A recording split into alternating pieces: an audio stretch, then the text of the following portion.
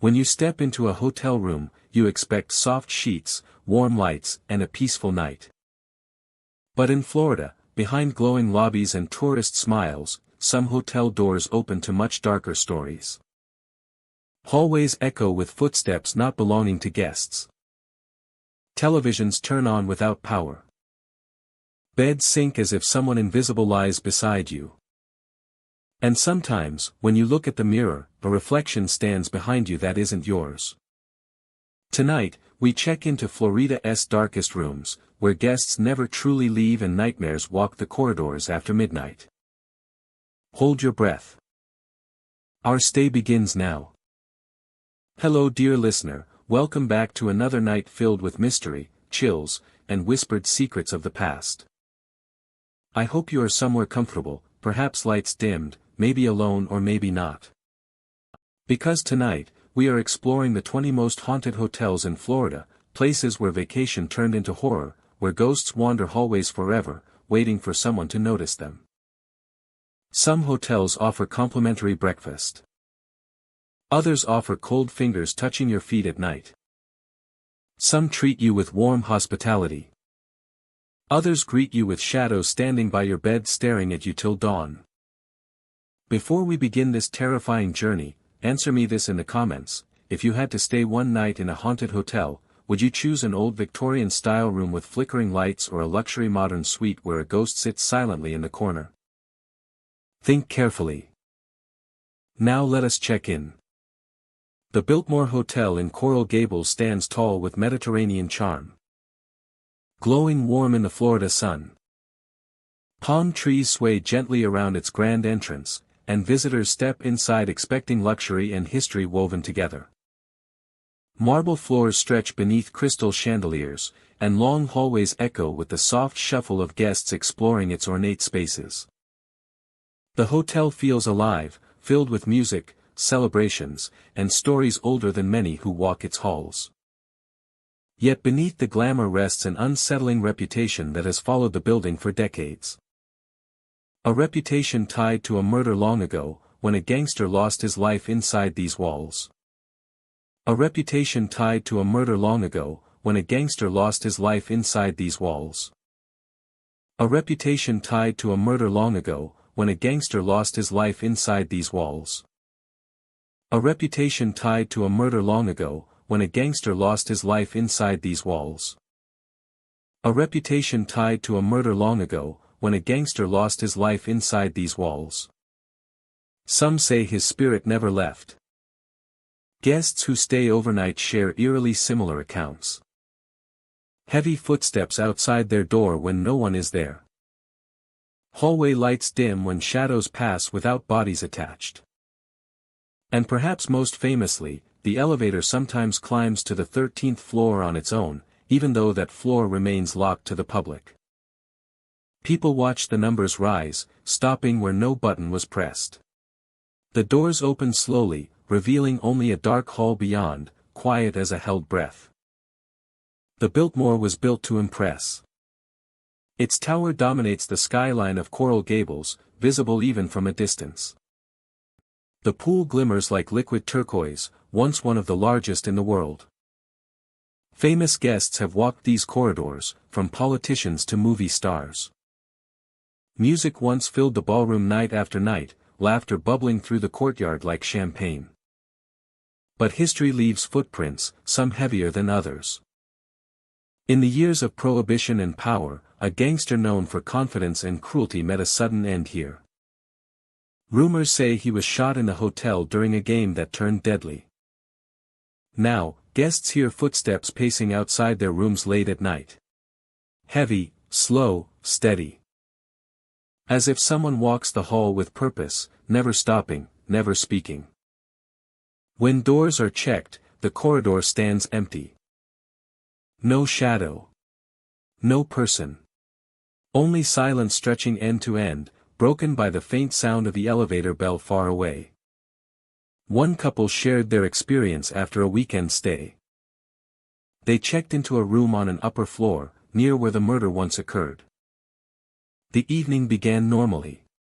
Dinner in the restaurant, a walk through the courtyard lit with soft golden light. They return to their room, relax and unwind, the city quiet outside.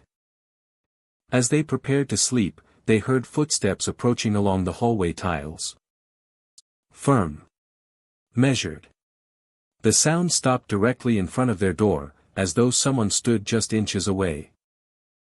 They waited for a knock. None came. The footsteps resumed, continuing down the hall before fading into silence.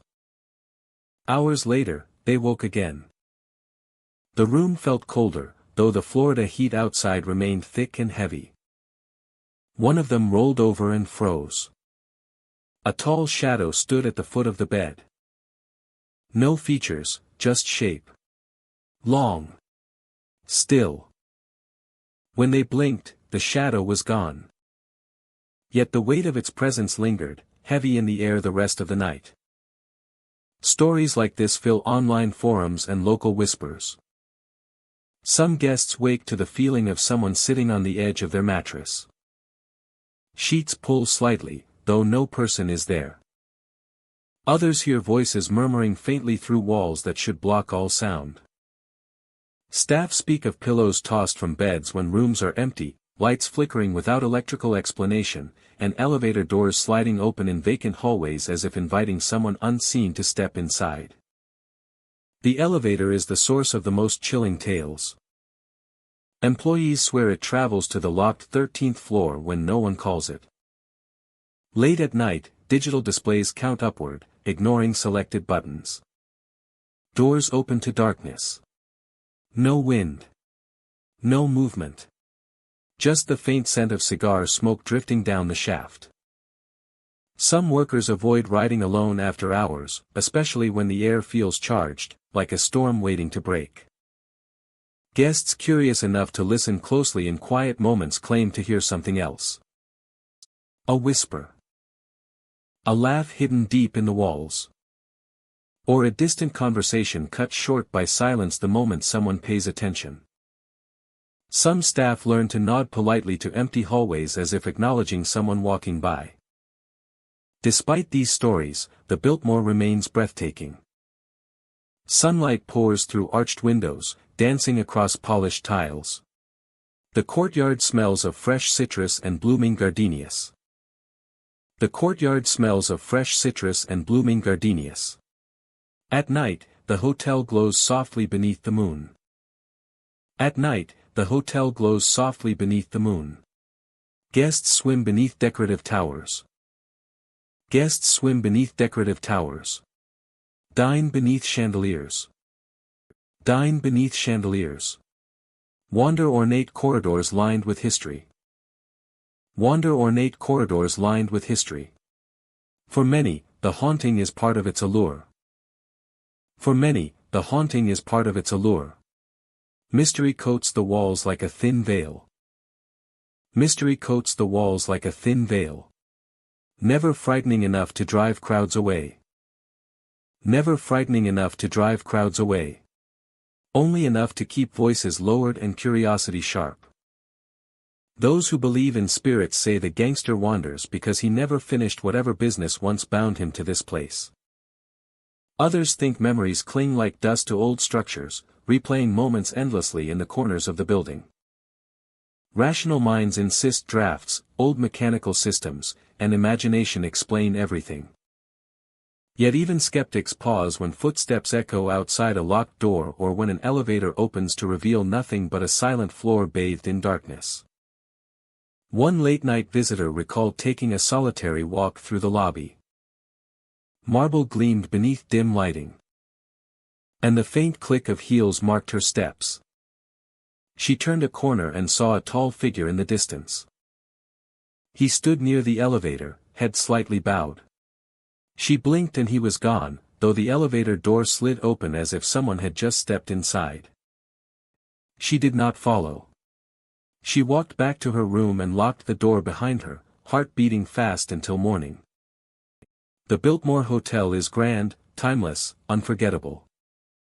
Many who stay leave with photographs of stunning architecture and memories of warm Florida nights. But a portion leave with something else. A story told in quiet tones, shared only after returning home. Shared only after returning home. Footsteps outside the door with no one there. Elevators climbing to forbidden floors.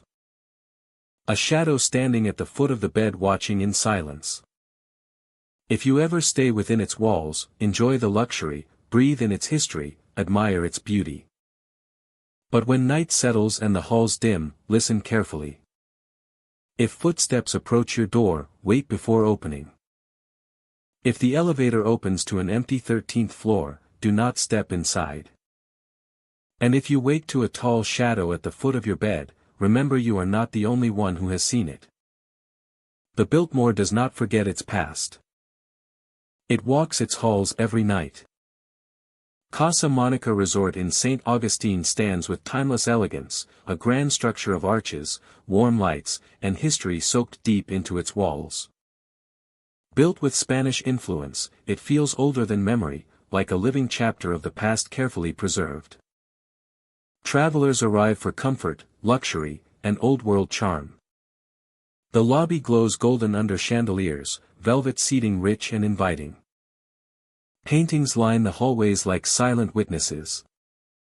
And late in the evening, soft footsteps echo down tiled floors. Where the past feels only a breath away. By day, the resort shines with life.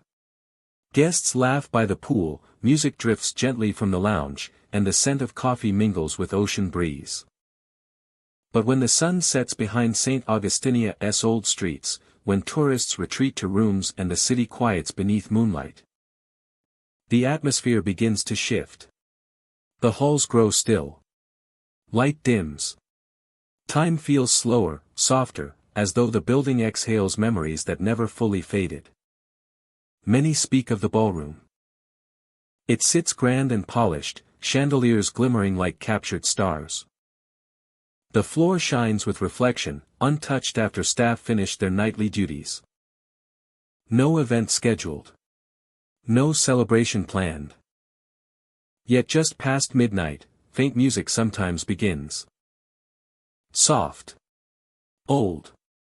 Like a waltz drifting from a distant era. The melody seems to bloom from nowhere, stretching across empty air and down the halls. Guests who wander past at that hour pause, listening. There is no band. No speakers.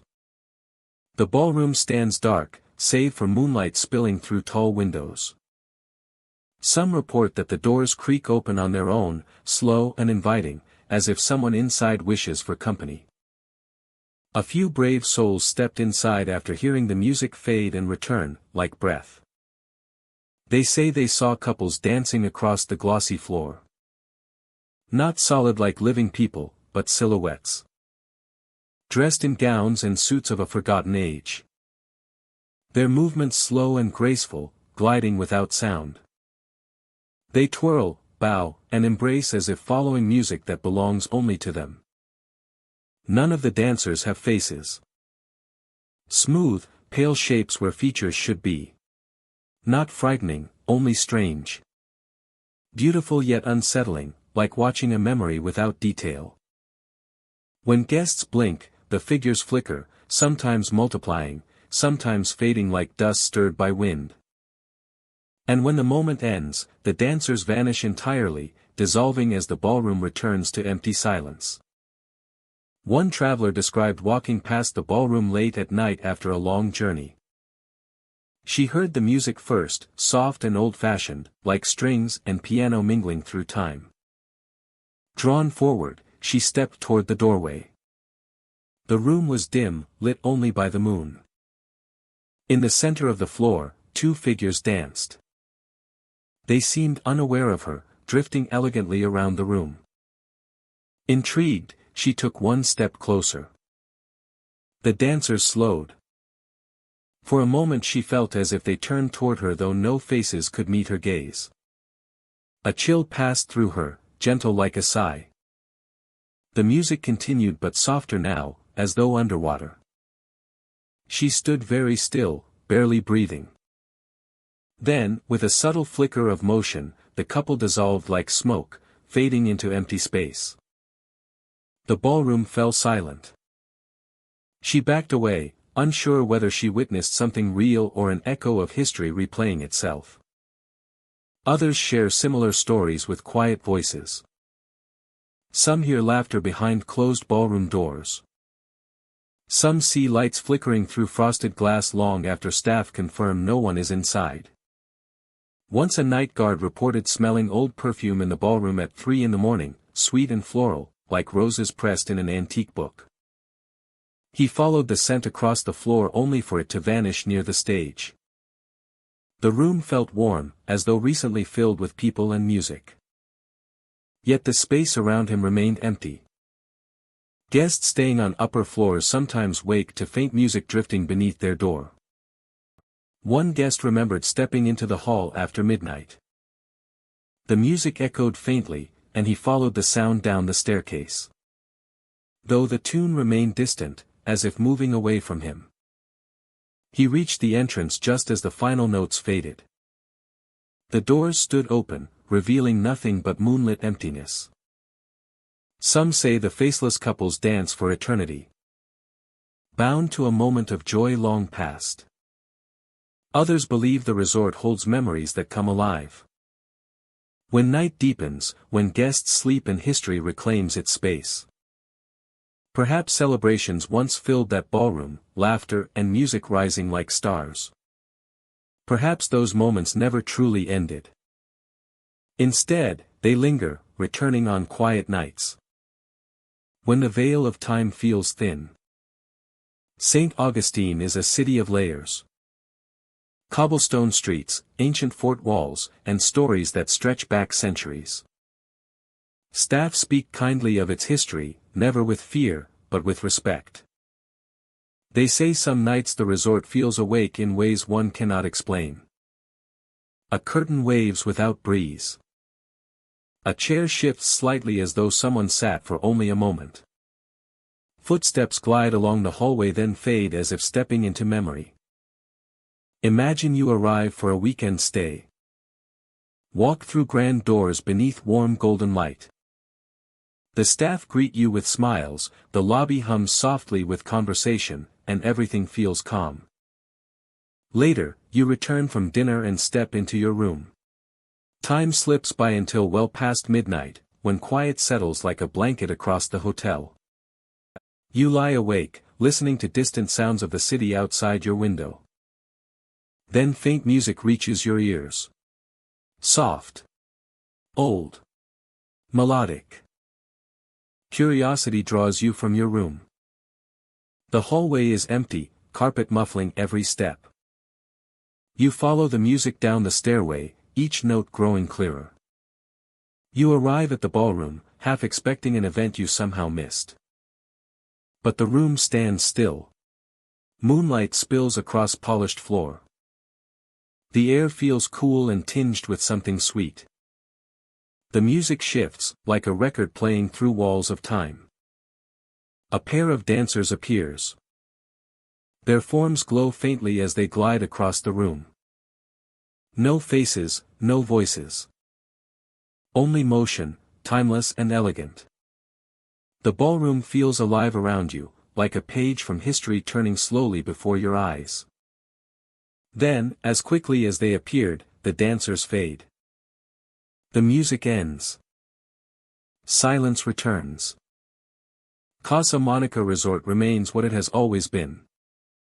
A place of beauty. A place of grace. And perhaps, after midnight, a place where memory becomes movement. And perhaps, after midnight, a place where memory becomes movement and old celebrations breathe again. The faceless couples dance through time, leaving only a shimmer of wonder. Leaving only a shimmer of wonder for those who witness their fleeting waltz under moonlit chandeliers. Under moonlit chandeliers. Before vanishing like dust in the soft glow of history's breath. In the soft glow of history's breath. The Don Caesar Hotel rises like a dream against the shoreline of St. Pete Beach. Its pink walls glow under sunlight, grand and elegant, a palace standing watch over the Gulf of Mexico. Waves crash softly beneath balconies, and warm breeze carries the smell of salt and jasmine across wide terraces. Guests arrive for luxury, drawn by history and charm, unaware that past memories still walk these halls. Locals call it the Pink Palace. A name earned not just for its color, but for the romance woven deep into its foundation. Stories say a man once built this place as a monument for the woman he loved. Every arch, every chandelier, every corridor carries part of that devotion. Yet time is never kind, and love does not always end with joy.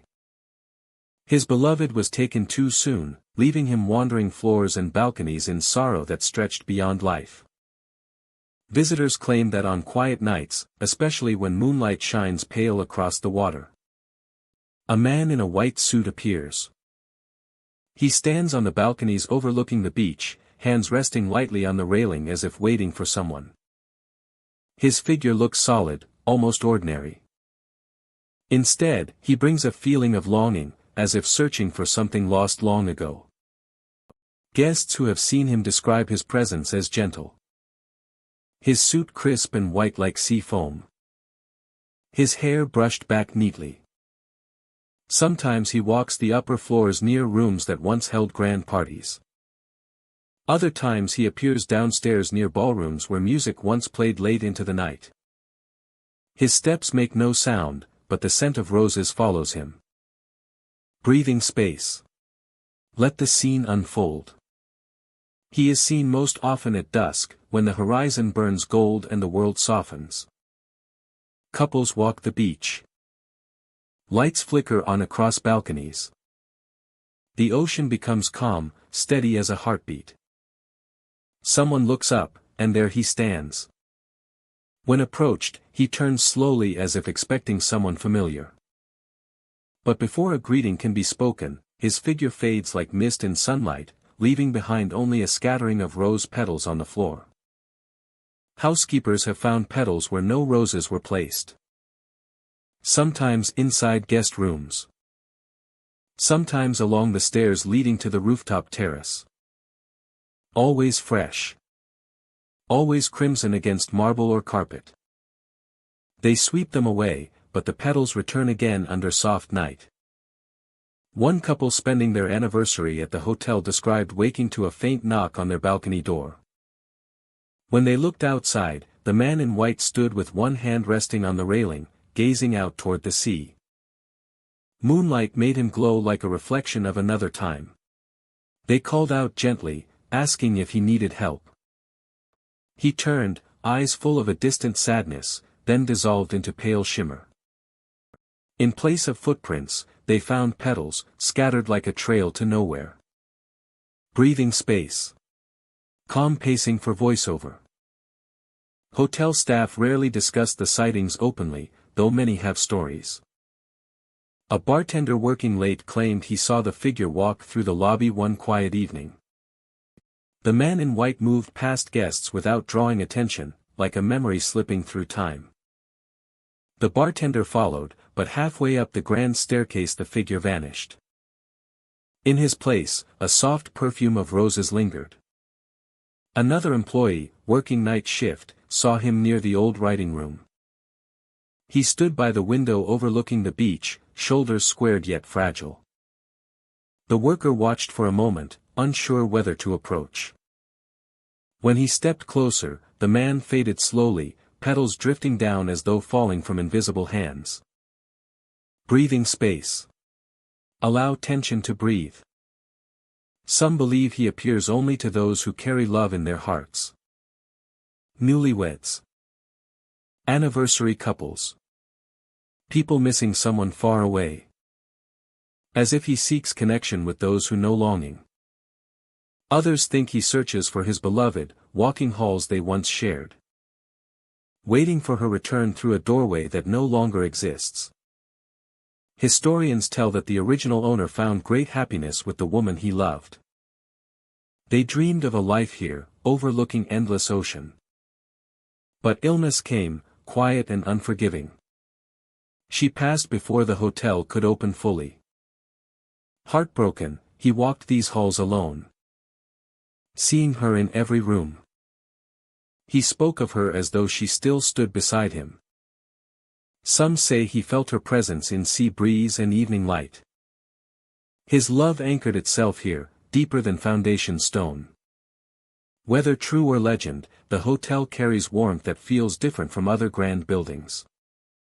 Guests often describe a strange comfort in its halls, as though someone watches kindly, making sure happiness continues where sorrow once lived. Breathing space. Imagery deepens.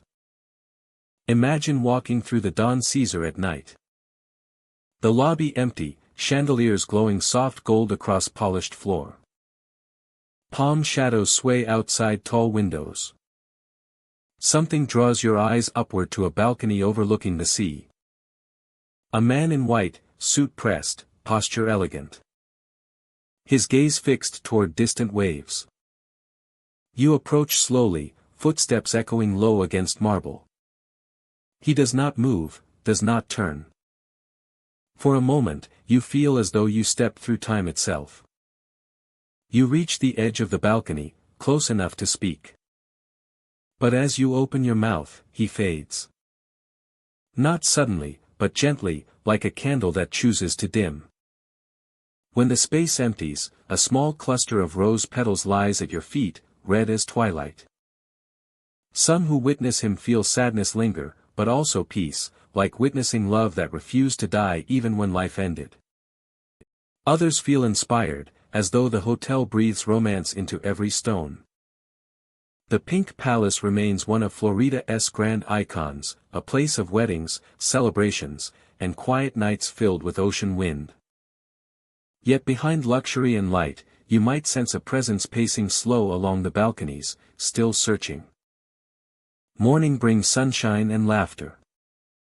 Guests fill restaurants with coffee and conversation. Staff open curtains, sweep floors, prepare another day of memories. A white suit might turn around a corner unseen. A petal might fall quietly to carpet, unnoticed until later. The Don Caesar stands proud, timeless against sea and sky. A place where love built walls and sorrow left footsteps.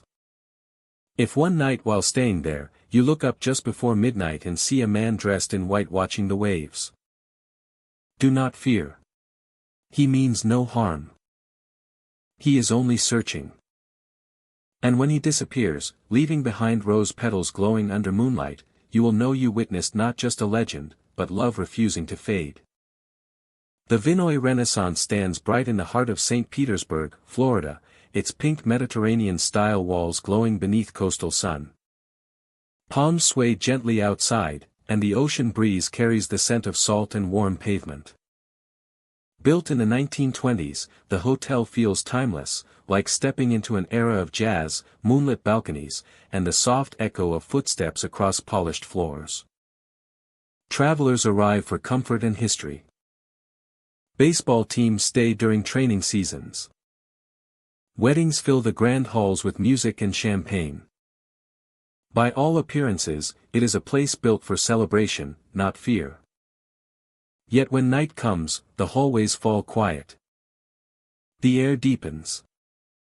Athletes who stayed here have whispered stories behind closed doors. Men trained for strength, logic, and focus, returning to their rooms expecting rest. Instead, they found sleep uneasy. The ocean outside would hush, casting long shadows across the carpet. A feeling of being watched crept slowly, like cold fingers on the spine. Some tried to ignore it, blaming long games, travel fatigue, imagination. Until the figure appeared. A woman in black. Reports describe her the same way every time. She stands beside the bed. Not moving. Not breathing. Wearing a long dress that blends into darkness. Her face pale, though never fully seen. Her presence heavy, as though the room itself bends to her. Players wake suddenly in the night, eyes snapping open with a sense of alarm, and she is there. Still as stone. Then she melts into darkness, fading as though she never existed at all. Some men refuse to sleep after seeing her. Others pack their bags before sunrise and move to different hotels. The Vinoy remains calm and beautiful during the day, its lobby filled with laughter, clinking glasses, and the soft echo of music. But when night returns, lights dim to amber, and the atmosphere changes. Corridors stretch longer than they appear. Elevator doors open to empty hallways that feel just a little too cold. Staff members seldom talk openly, yet a few admit to strange experiences. Late at night, doors open on their own. Televisions flicker on though no one is inside. Phones ring with silence on the other end. Housekeepers find impressions on beds in rooms left unused. Perfectly smooth sheets disturbed only by the shape of someone sitting at the edge. Some guests hear footsteps pacing their suite though no one else occupies it. Slow. Deliberate. Like someone thinking deeply, or waiting. Others feel the mattress shift slightly, as if someone invisible sits beside them. A few wake to the sensation of fingers brushing their arm, gentle but cold enough to raise every hair. Yet the most unsettling encounters always return to the woman in black. One player told teammates he awoke to the moon shining across the room, the ocean breeze moving curtains softly. He felt calm until he noticed a figure standing near his bed. She did not move or speak. Just watched. He tried to turn on the lamp but his hand would not obey, heavy and numb. His breath came shallow. For a moment he felt suspended between dreaming and waking. Only when he whispered into the room did she lean close and speak. "Leave." That single word forced him upright, heart pounding. When he blinked, she was gone. The lamp turned on without any effort. The room was empty. He checked the hallway. Silent. Still. The ocean waves a faint murmur outside. He sat awake until dawn, eyes fixed on the space she once stood. Another guest claimed he heard someone walking across his floor around 3 in the morning. Slow steps, heel to toe, like a woman in old-fashioned shoes. He assumed a guest from another room was wandering, but the sound came closer. Nearing his bed. When he opened his eyes, the room was dark, yet he sensed someone near him. Without sound or breath, she pressed her presence heavy against him. He could not speak or move. Only listen as she whispered the same chilling word. He checked out the next morning, pale and shaken. Not everyone sees her. Many experience nothing unusual at all. They enjoy the pool, dine in the restaurant, sleep peacefully beneath luxury sheets. Yet those who do encounter the woman in black carry the memory for years. They describe her not as violent or hateful, but purposeful. A warning wrapped in shadow, as though she protects something or someone unseen. Some wonder if she is the spirit of a guest who never left. A tale whispers through local lore that a woman long ago checked in, dressed entirely in black, mourning a loved one lost at sea. When the ocean returned nothing, she stayed. Not in life, but in presence. Others think she warns guests away from rooms carrying memories she guards. Some even believe she tries to protect people from the unseen, urging them to leave before something else arrives.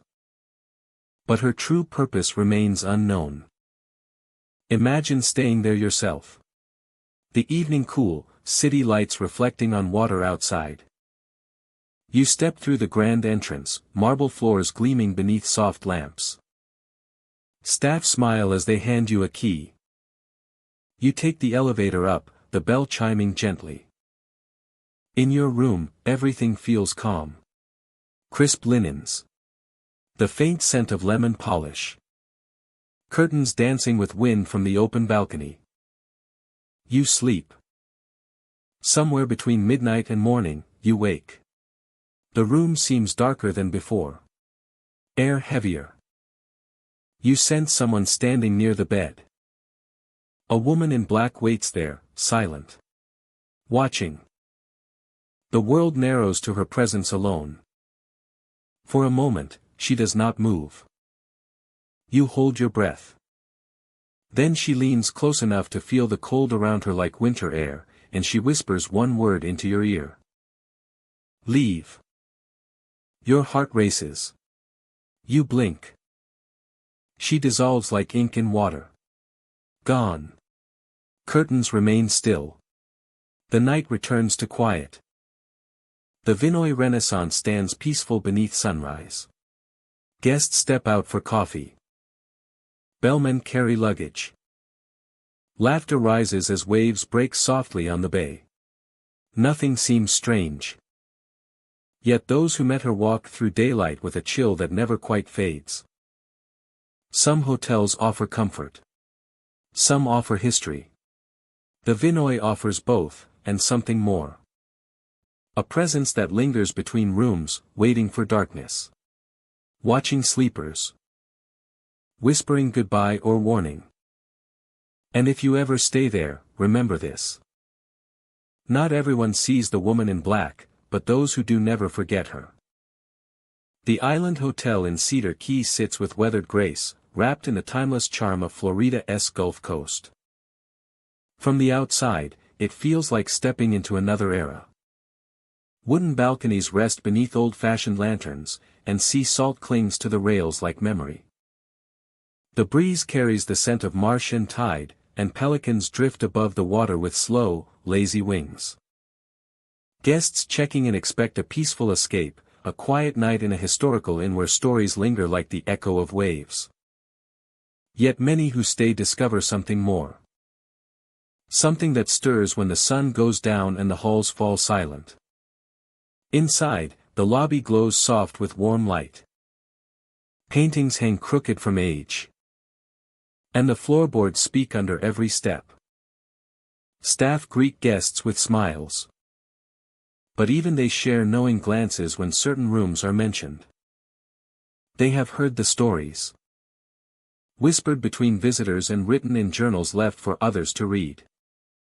Lamps that sway lightly with no wind. Heavy footsteps in empty corridors. Room mirrors that cloud over with fog. Revealing messages written by hands no one sees. The Island Hotel stands on old ground, touched by history older than the building itself. Stories say soldiers once stayed here, boots leaving marks that never quite disappeared. Merchants and sailors played cards in the dining room, voices rising above the clink of glasses. Some believe a few never truly checked out. Guests often describe the first unusual sign as movement. A slow, persistent swing, as if someone walked past and brushed it with their shoulder. Only the lamp moves. Late at night, when footsteps echo down the wood plank halls, visitors assume another guest is returning to their room. Yet when they open their doors to look, the hallway is empty. The steps continue, fading around corners, pausing outside certain doors as though someone stops to listen. Some say the sound resembles boots, not modern shoes. Heavy. Purposeful. The kind worn long ago. One couple shared their experience after a weekend stay. They chose the hotel for its history and ocean view, looking forward to quiet evenings and gentle coastal breezes. The first night passed peacefully, with only the occasional sound of seagulls beyond the windows. On the second night, things changed. They returned to their room after dinner, the hallway dim with lantern light. As they unlocked their door, they heard footsteps behind them, steady and slow. Thinking another guest approached, they stepped aside. No one came. The hallway held nothing but silence and the faint smell of old wood. They shrugged it off and went inside. Hours later, after midnight, the couple woke. A lamp in the corner swung gently, casting shifting shadows across the room. The window was closed, air still, no storm outside. The lamp moved like a pendulum, silent but deliberate. As they watched, the movement slowed, then stopped as if a hand released it. They lay awake long after, listening to the footsteps again, pacing outside their door. The next morning, steam from their shower fogged the bathroom mirror. When they stepped out, they froze. Someone had written a message across the glass, traced through the condensation. Not a long sentence, just 2 words. Not a warning. Not a threat. Something simple. The letters appeared in a human shape, curved and definite. No one else had entered their room. The door had remained locked. This story repeats in different forms across years. Travelers wake to fogged mirrors etched with phrases they never wrote. Sometimes a date. Sometimes a name. Sometimes a word like here or stay. Always traced slowly, as though by a finger sliding across glass. Guests wipe the message away, only to have it return minutes later, or reappear the next morning without fog present at all. Some encounter more. They report feeling watched, especially in long hallways where photographs line the walls. As if eyes inside the frames follow each step. A few swear they see movement reflected in old mirrors, figures passing behind them though no one stands there. Not reflections of themselves. Something taller. Dressed in old clothing. Boots echoing softly. One guest staying alone recalled waking with the room colder than it had been when she fell asleep. She opened her eyes to see her bedside lamp swinging slightly, light tracing slow arcs across the ceiling. She sat up and listened. Footsteps approached down the hall. Not hurried. Steady. The handle of her door trembled once, as though tested. She held her breath. The footsteps moved away. When she checked the bathroom later, words had appeared in fog she had not created. A simple message waiting for her. Despite these accounts, the Island Hotel remains loved. Guests return, drawn to the mix of comfort and mystery. The creak of the staircase becomes part of the charm. The ocean outside whispers against the shore, calming even as the building holds secrets. Some visitors actively seek the strange, hoping for a glimpse of whatever walks those halls after dark. Others stay unaware, sleeping soundly while history moves just beyond their door. Staff maintain a respectful quiet about the stories. They do not confirm nor deny, but their softened smiles suggest they understand more than they say. Some avoid certain rooms late at night. Others claim they hear boots walking past when no one is scheduled to be upstairs. Lamps sway behind them, though they feel no breeze. Mirrors sometimes fog on clear days, as though touched by unseen breath. The Island Hotel is a place where time folds gently, where past and present seem to share the same narrow hall. Where history lives here, thick as coastal humidity, and some believe spirits do as well. Maybe they linger not out of malice, but memory. Perhaps they walk the floors because they once felt at home in these rooms. Or perhaps they simply never learned how to leave. If you ever stay at Cedar Keya's Island Hotel, enjoy the porch swings, breathe the salt air, let the old floorboards welcome you. But when night falls and the hall's quiet, pay attention. If a lamp begins to sway without wind, watch closely. Watch closely. If footsteps echo when no one walks, listen with care. Listen with care. And if you find a message on your mirror traced by a hand you never saw, remember. The hotel is never empty. Some guests just refuse to check out. St. Francis Inn rests in the heart of St. Augustine, its walls old with memory, its gardens fragrant with jasmine and orange blossoms. Lantern light flickers across courtyards paved in worn stone, and ivy climbs the exterior like a story slowly retold through generations. By daylight it feels warm and historic, a quiet place where travelers sip breakfast coffee on shaded porches and watch sunlight settle through ancient trees. But when night deepens and the city outside falls silent, the atmosphere changes inside these walls. In the dim corridors. Past creaking staircases and rooms. that have held centuries of footsteps. Whispers of the past return. And they speak most often about Room 207. Room 207 carries a reputation unlike any other. Guests check in expecting comfort and charm, but some leave with strange stories. They speak of blankets pulled off in the dead of night, of footsteps pacing the room when no one else is awake, and of a soft crying that seems to drift from the bathroom even when it stands empty. Not every visitor experiences something unusual, yet those who do remember it vividly, long after their stay ends. The inn itself is peaceful under morning light. Birds gather in the courtyard. Fountains trickle steady water. And a gentle ocean breeze moves curtains just enough to soften the room.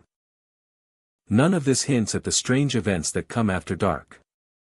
Staff keep a polite tone when discussing Room 207, never dramatic, always careful.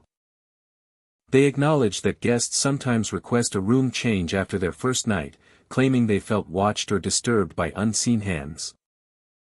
Whether truth or imagination, these stories add to the legend that surrounds this quiet place. One couple arrived on a warm spring weekend.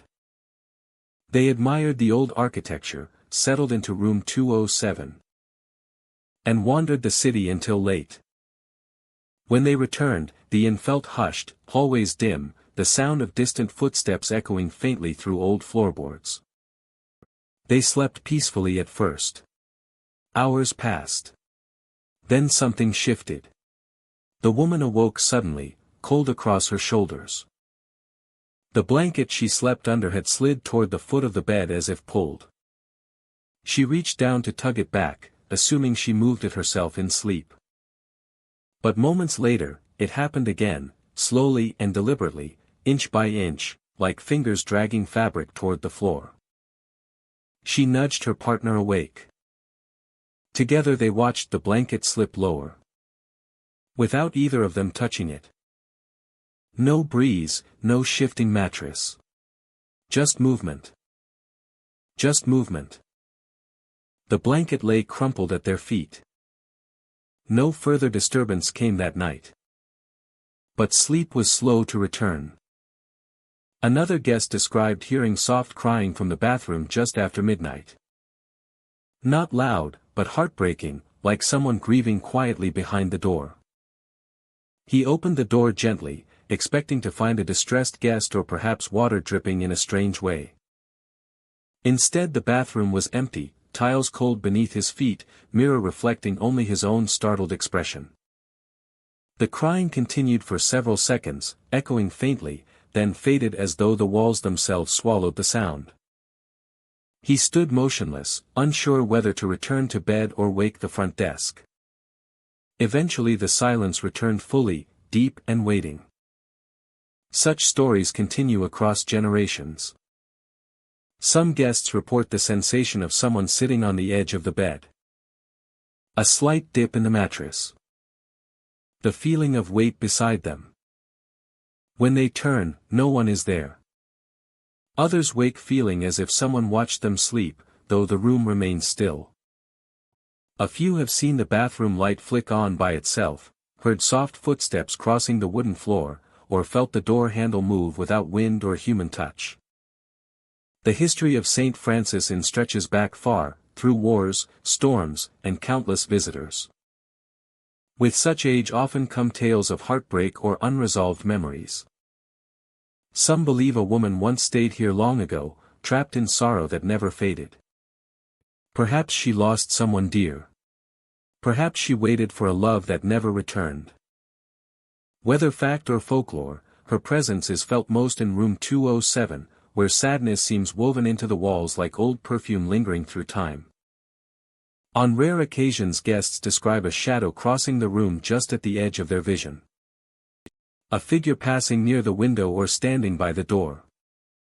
Always gone when looked at directly. These moments leave a chill, but not always fear. Many say the energy feels more sorrowful than threatening, as if someone seeks comfort rather than harm. Imagine staying in Room 207 yourself. You place your bags down, admire the antique decor, and settle in for the night. Outside your window, St. Augustine hums quietly with distant footsteps and ocean wind. Hours later the inn grows silent. The hallway creaks as old wood shifts. You lie still beneath the covers, drifting between dreams and waking thoughts. Then, a gentle tug at the blanket pulls you back to awareness. You open your eyes to see fabric sliding downward, slow and steady. You swallow hard, heart beating a nervous rhythm. You pull the blanket up again, breathing shallow. Moments pass, and from the bathroom you hear something faint. Not water. Not pipes. A soft sob, fragile and lonely, as though someone cries behind a closed door. You gather courage and approach the bathroom, hand trembling as you push the door open. Tile gleams under dim light.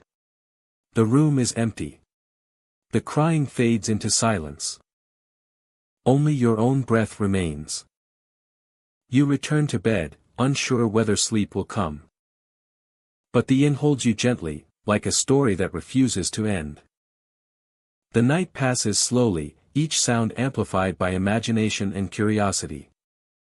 Morning arrives with sunlight warming the room, and everything feels normal once again. Yet the memory of the crying lingers, like a voice that begged to be heard. St. Francis Inn remains beautiful, historic, and welcoming to those who appreciate old places with long stories.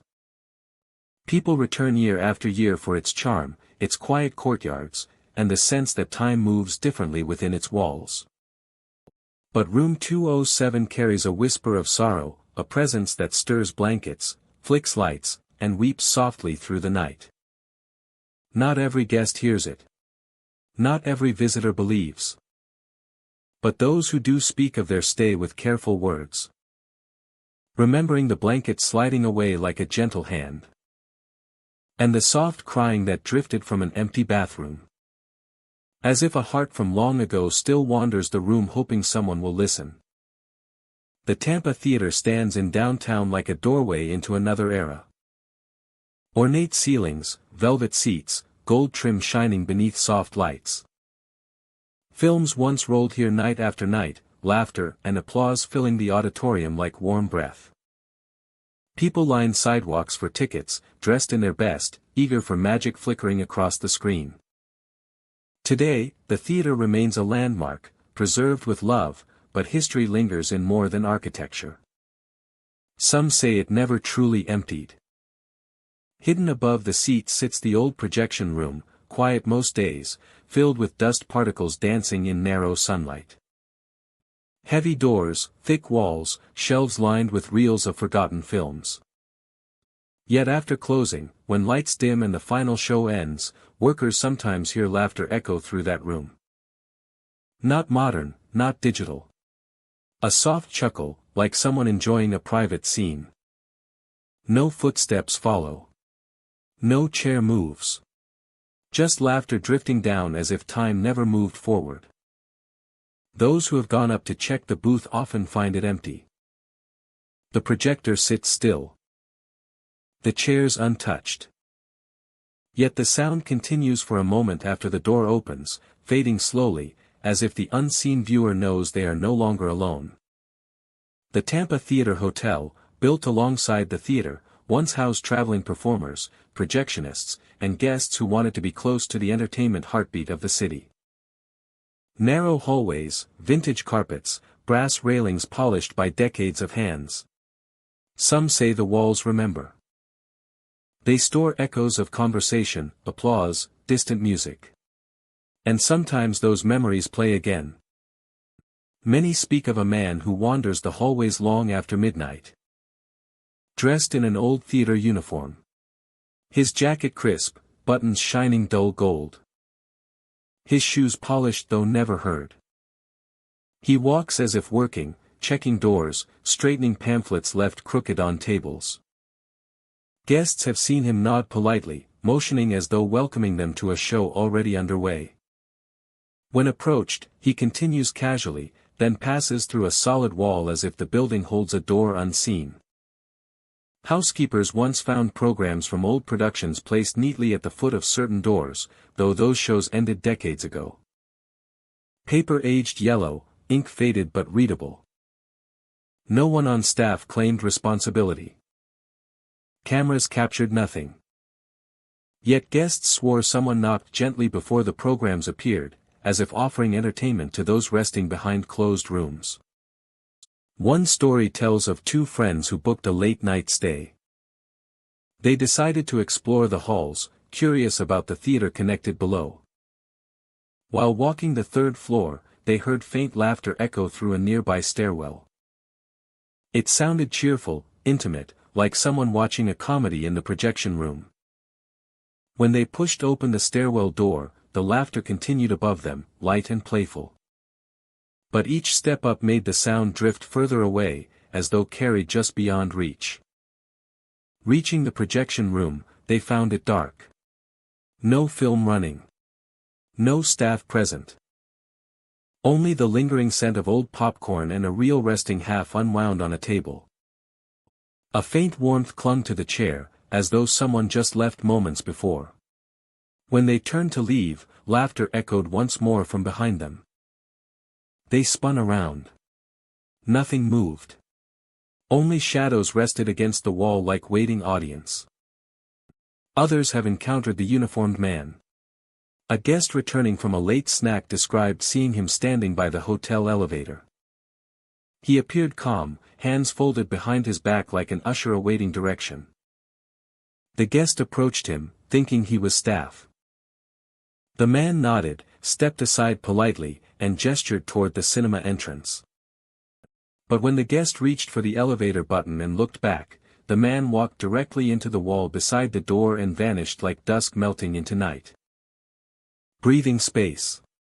Let the imagination open. Some say he is a former employee who loved the theater too much to leave. He checked seats, cleaned aisles, greeted guests with pride. Perhaps his dedication anchored him here, woven through the red curtains and stage lights. Others think he continues performing his duties out of habit, unaware decades have passed. A caretaker of memories, making sure laughter never dies. In the quiet hours, when staff shuts down projectors and sweeps aisles. A seat flipped open in an empty row. A projector bulb glowing faintly without power.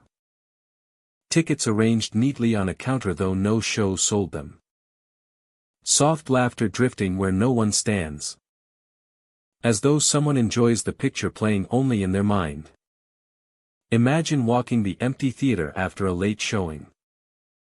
The ceiling glitters with golden stars. You climb the narrow staircase toward the projection booth, guided by faint curiosity. The door stands slightly open, breathing a dim glow into the hallway. You push gently. The Seven Sisters Inn stands in Ocala, Florida, painted in bright colors like a Victorian dream brought to life. Lavender walls. Rose-red trim. Stained glass windows glowing warm in the evening sun. From the outside, it looks like a fairy tale house where guests come to rest, read by window light, and enjoy peaceful mornings with tea and pastries. Laughter fills the parlor. Antique furniture creaks gently beneath old wood beams. It feels charming, elegant, welcoming. Yet beneath the paint and polished banisters, a deeper energy stirs, quiet but present. Whispers of footsteps on empty floors. A sudden chill where the air was warm a moment before. Guests speak softly about what they have seen or felt, as if louder words might wake something. In the oldest part of the inn, where hallways bend and portraits watch with glassy eyes, people say a bride walks. Not in silk and radiance, but in sorrow. She appears pale as moonlight, wearing a wedding dress faded with age. A torn bouquet drags along the floor with every slow step. Her presence cools the air like winter entering the room. She does not scream or harm anyone. She simply moves through the hallway, lost in thought, as if searching still for something long gone. Some believe she was once meant to be married here, or nearby. The story varies from guest to guest, each retelling shaped by rumor and imagination. Perhaps she was left at the altar.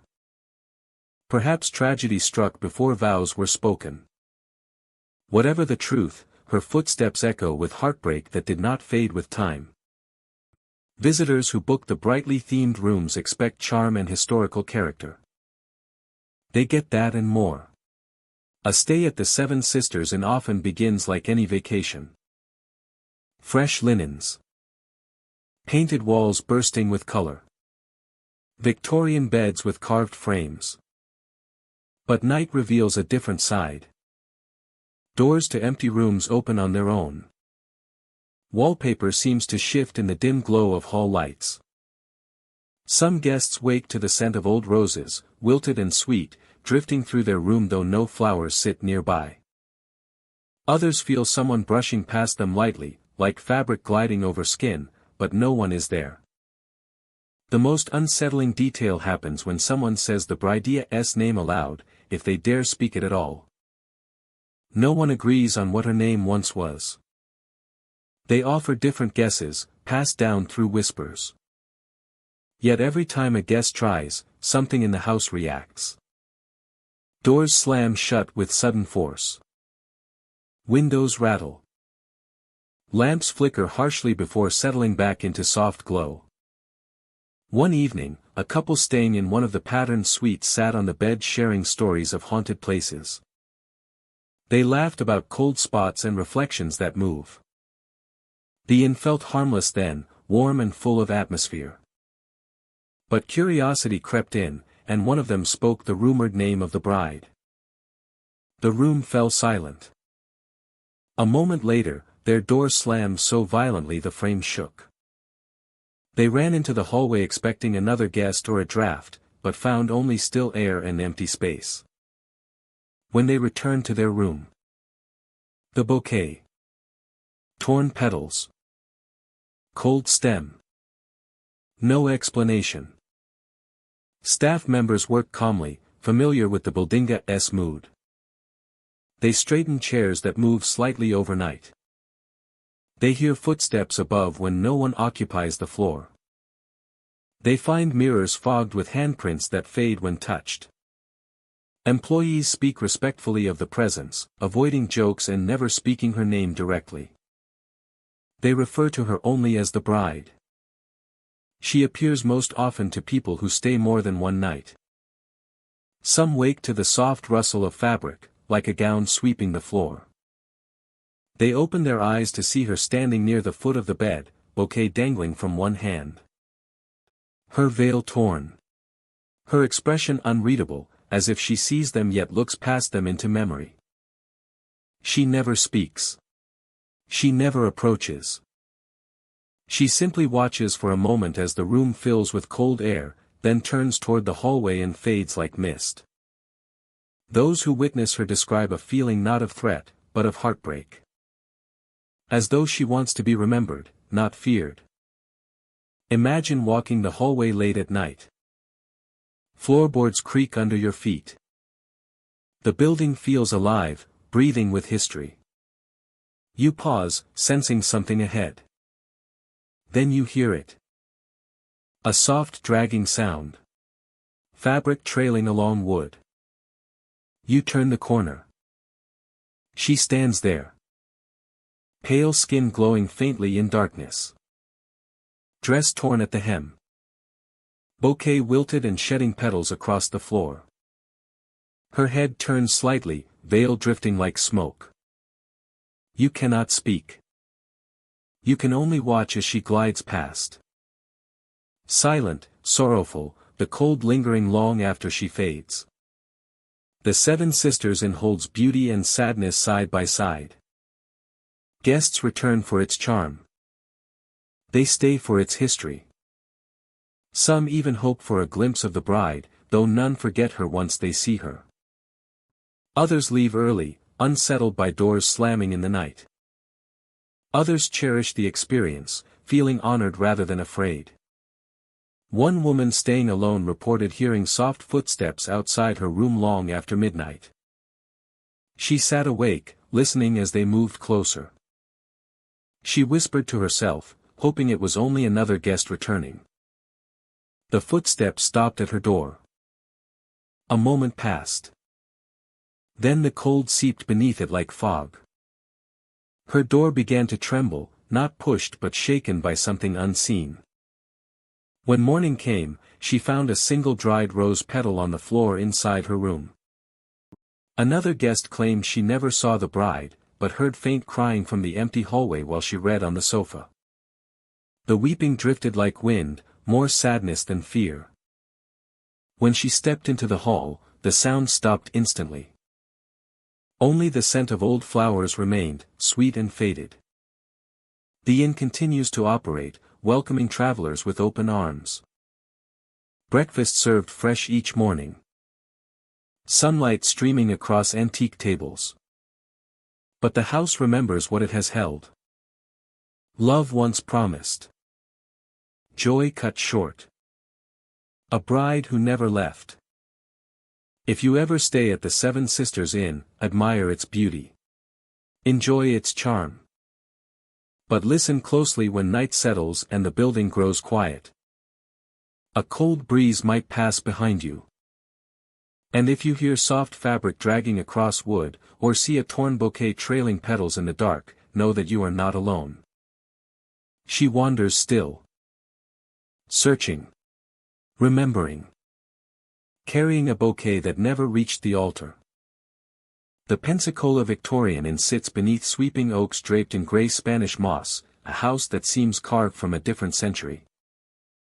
Its wooden frame is painted in soft pastels, worn by rain and sunlight but still regal in its age.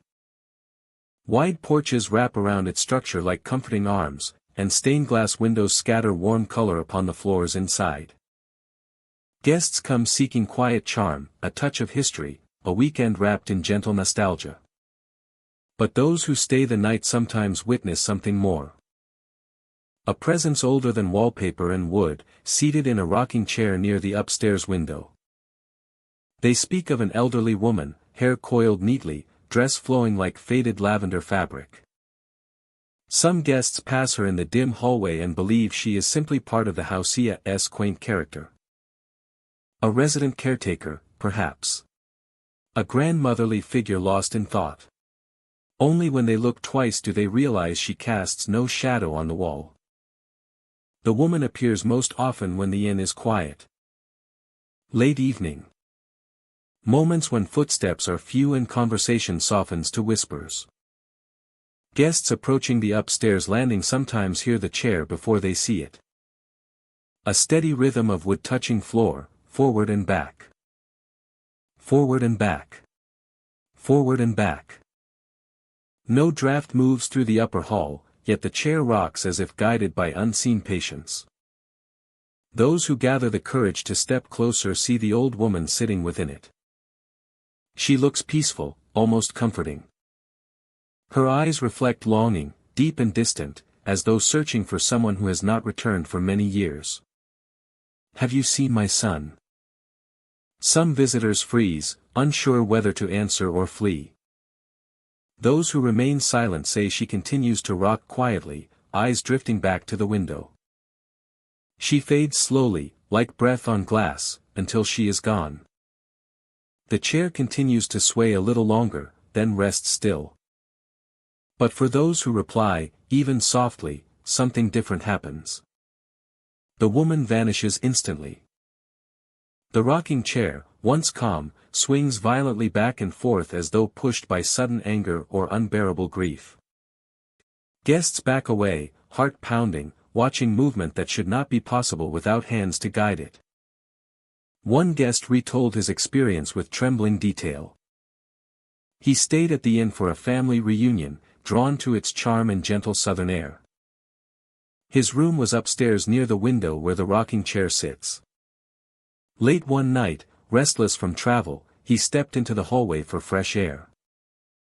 Moonlight glowed through the stained glass, casting colors along the floorboards. That was when he saw her. The old woman rocking slowly, eyes fixed outside. He hesitated, then approached. She lifted her head with effort, as though waking from a long dream. Her voice drifted through the still air. Her voice drifted through the still air. Have you seen my son? He answered without thinking, a simple reflex born from politeness. No, I have not. The woman disappeared. The chair flung itself into motion, wooden legs striking the floor with sharp rhythm. He stumbled back into his room, heart racing, barely able to sleep. In the morning he returned with sunlight flooding the hall. The chair sat still, empty, as though nothing had happened at all. His story is not the only one. Another couple claimed they heard footsteps pacing outside their room in the early morning hours. Soft at first, then heavier, like someone lost in worry. The footsteps paused by the window. When they peered through the cracked doorway, they saw the rocking chair move on its own, slow and steady. No figure sat upon it. No breeze stirred the curtains. Some guests see the woman in reflective glass rather than in the room itself. Her image appears behind them in mirrors, faint but unmistakable. Always near the window. Only the empty chair remains, swaying in silence. The inn's history suggests the woman once lived here long ago. A mother waiting for her son who left for war and never returned. Her hope lingered, day after day, as she sat in that same chair watching the road beyond the gate.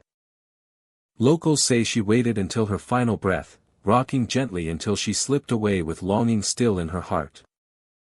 Some believe she stays because she never received the answer she needed. Others think she continues her vigil, searching endlessly for the footsteps she once expected to hear. Despite the haunting tale, the Pensacola Victorian Inn remains beautiful and welcoming. Guests sip coffee surrounded by antiques and quiet smiles from staff who know the stories well. The breeze brings laughter from the streets below, and the scent of blooming jasmine floats through open windows. Life continues gently, side by side with memories that never fully left. Evenings bring a softer tone. Lamps glow in amber shades. The house settles, creaking like an old friend stretching before sleep. Some nights, guests tune out distant rocking, believing it to be another guest or simply the old wooden frame adjusting to temperature. Others lie awake, watching the hallway shadows stretch long across the floor, waiting for the chair to move. Waiting for the chair to move. A few curious visitors purposefully seek her presence. They sit quietly near the window, hoping to glimpse the woman in lavender or hear the question she carries. Some claim they felt a cold breeze brush their cheek, though the windows were shut tight. Others heard soft humming, like a lullaby untouched by time. Only rarely does she speak. Only rarely does she ask the question that has echoed through decades. Have you seen my son? Those who encounter her do not forget it. Whether she appears gentle or sorrowful, the weight of her longing sinks deep into memory. Her disappearance leaves the air heavy, the rocking chair swaying like a heartbeat left behind. Guests often leave the inn touched by her story, moved by a spirit not threatening, but aching with love and unfinished hope. If you ever stay in Pensacola Victorian Inn, admire its charm, its heritage, its quiet beauty. Stand on the porch at dusk while cicadas sing, feel history breathe through the old walls. But when night settles and the halls grow still, listen carefully near the upstairs window. If a rocking chair begins to move, slow and rhythmic, do not be surprised. If you see her sitting there, hands resting gently in her lap, meet her gaze with respect. And if she asks whether you have seen her son, choose your answer carefully. Because if you speak, she may vanish and leave the chair rocking hard in the dark. Only memory will remain, echoing like footsteps. Footsteps fading down an empty hall. The Sheraton Sand Key Resort rises above the shoreline of Clearwater Beach with crisp white walls and balconies that catch the sun like polished stone. Waves roll quietly along the coast, their rhythm steady and calming. By day, families gather by the pool, beach umbrellas color the sand, and laughter drifts across the warm breeze. Inside, the lobby glows with soft light and polished floors reflect travelers who pass by with sunscreen, beach towels, and relaxed smiles. It is a place built for comfort, for ocean views, for peaceful vacations beneath Florida sky. Yet at night when the lights dim and the resort settles into silence, the sea continues its endless whisper outside. But indoors another sound carries through the quiet. A phone ringing from rooms that show no guests inside. Rooms with no scheduled check-ins. Rooms long dark and silent. When answered the line remains open with nothing spoken. Only breathing deep slow. Right into the ear. Employees describe it with a strange mix of calm and unease, their stories told in low voices near the end of their shift. Most shrug it off as misdialed numbers or technical errors. Yet the pattern repeats too often to ignore. Calls come late, usually after midnight, when the halls are quiet enough for footsteps to echo. The phone rings at the front desk with a room number displayed. A room that should be empty. A room that should be empty. The staff member answers, expecting confusion or a mistaken call. Instead they hear breathing. Not rushed. Not panicked. Just slow and heavy, like someone standing close and exhaling into the receiver. One night clerk recalled sitting behind the desk during a slow shift. The lobby lights cast long reflections across polished tile. The beach outside was dark except for moon glimmer on waves. The phone rang once. She checked the display. An unoccupied room on the top floor. She hesitated but answered with professionalism. Silence followed. Then the breathing began. Deep, steady, as if someone stood inches away. She waited, unsure what to say. The breath continued for several seconds. Then the line disconnected. She checked the security logs. The room was locked. No signs of entry. No lights on. Yet the call came again an hour later. The same number. The same breathing. Another staff member working the night shift said he picked up a call from a vacant room. And heard something different. Breathing, yes, but this time faint footsteps in the background, like someone pacing across carpet. Slow movement. A pause. Then the breathing grew slightly louder as if the caller moved closer to the phone. He felt a chill crawl up his arms. He asked if someone needed assistance. No response. Only the breath. He hung up, walked to the elevator, and rode to the room. The hall was empty. The door shut tightly. No sound from inside. He knocked and waited. When he turned to leave, he thought he heard breathing behind the door. Light but present.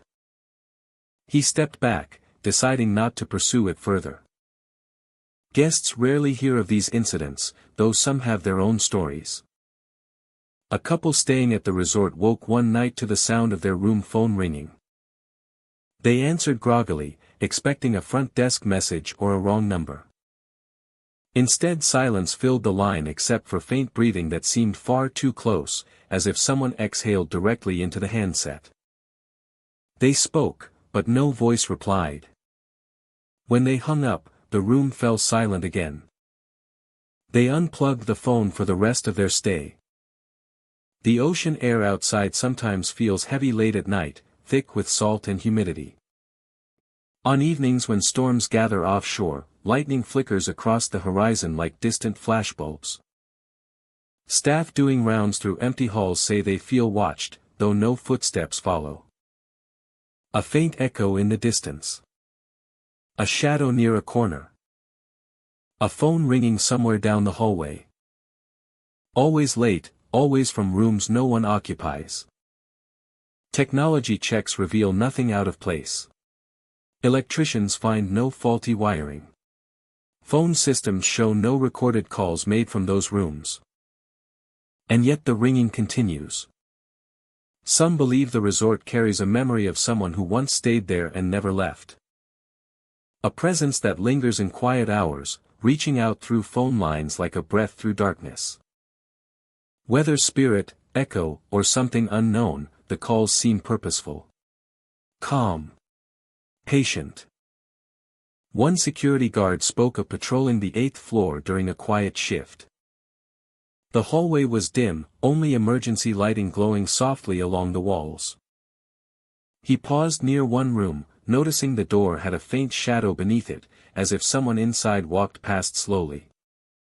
But the registry showed it vacant. He listened closer. No footsteps. Only silence. Then from the elevator end of the hall, he heard a phone ring faintly, though each guest room door remained closed.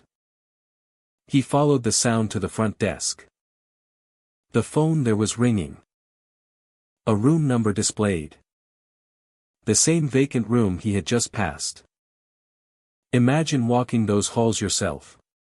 It's well past midnight. The beach outside sleeps beneath moonlit waves. You wander for a glass of water or a moment of quiet, passing closed doors and framed artwork glowing in soft light. Then you hear it. A phone ringing. One sharp tone after another. No voices. No footsteps. Only that repetitive call cutting through silence. Curiosity draws you to the front desk. An employee lifts the receiver. For a moment, everything is still. Then breathing fills the line. The protagonist's curiosity turns to concern. Slow. Steady. Too close. The staff member stiffens slightly, eyes widening just enough to betray unease. You stand nearby, listening through the quiet lobby. No wind blows inside. No radios play. Only the sound of someone exhaling through a phone in a room no one occupies. The ringing stops. You share a glance, unsure whether to laugh it off or forget it entirely. But the memory stays. The Sheraton Sand Key Resort continues to welcome travelers with beauty and warmth, sunlit mornings and ocean breezes. Families swim. Couples dine by the beach. Daylight washes every corner in calm and comfort.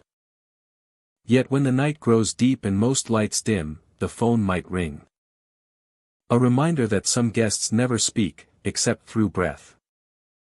A quiet presence reaching through the line, patient and lingering, calling from a room that waits empty for reasons no one fully understands. The Hollywood Beach Resort rises along Florida's shoreline like a grand echo of another time.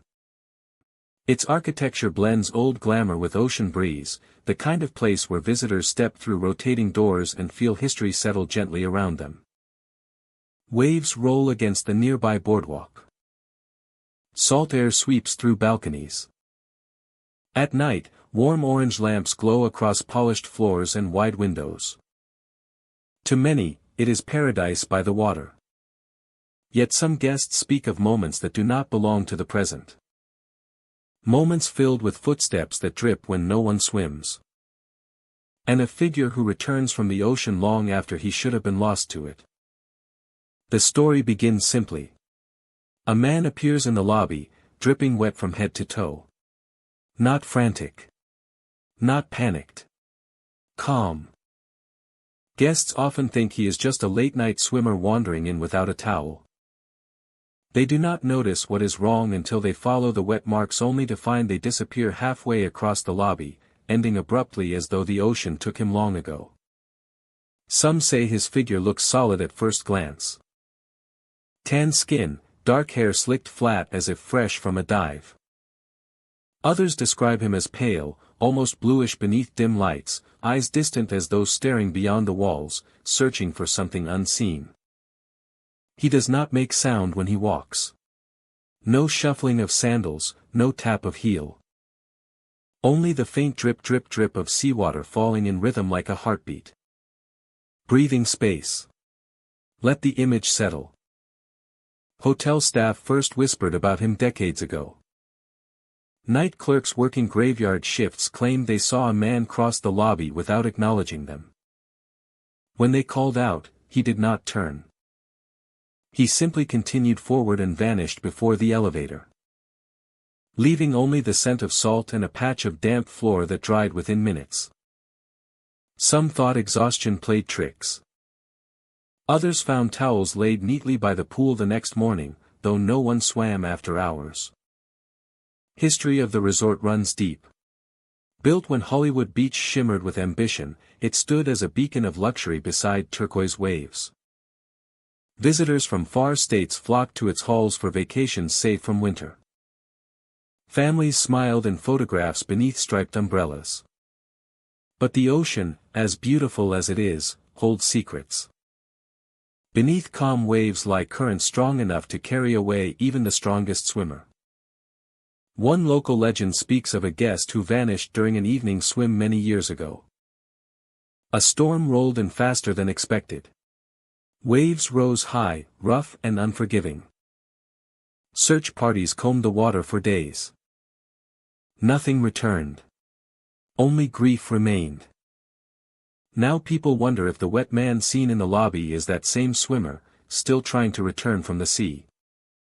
Witness accounts vary, yet details repeat often enough to form a pattern.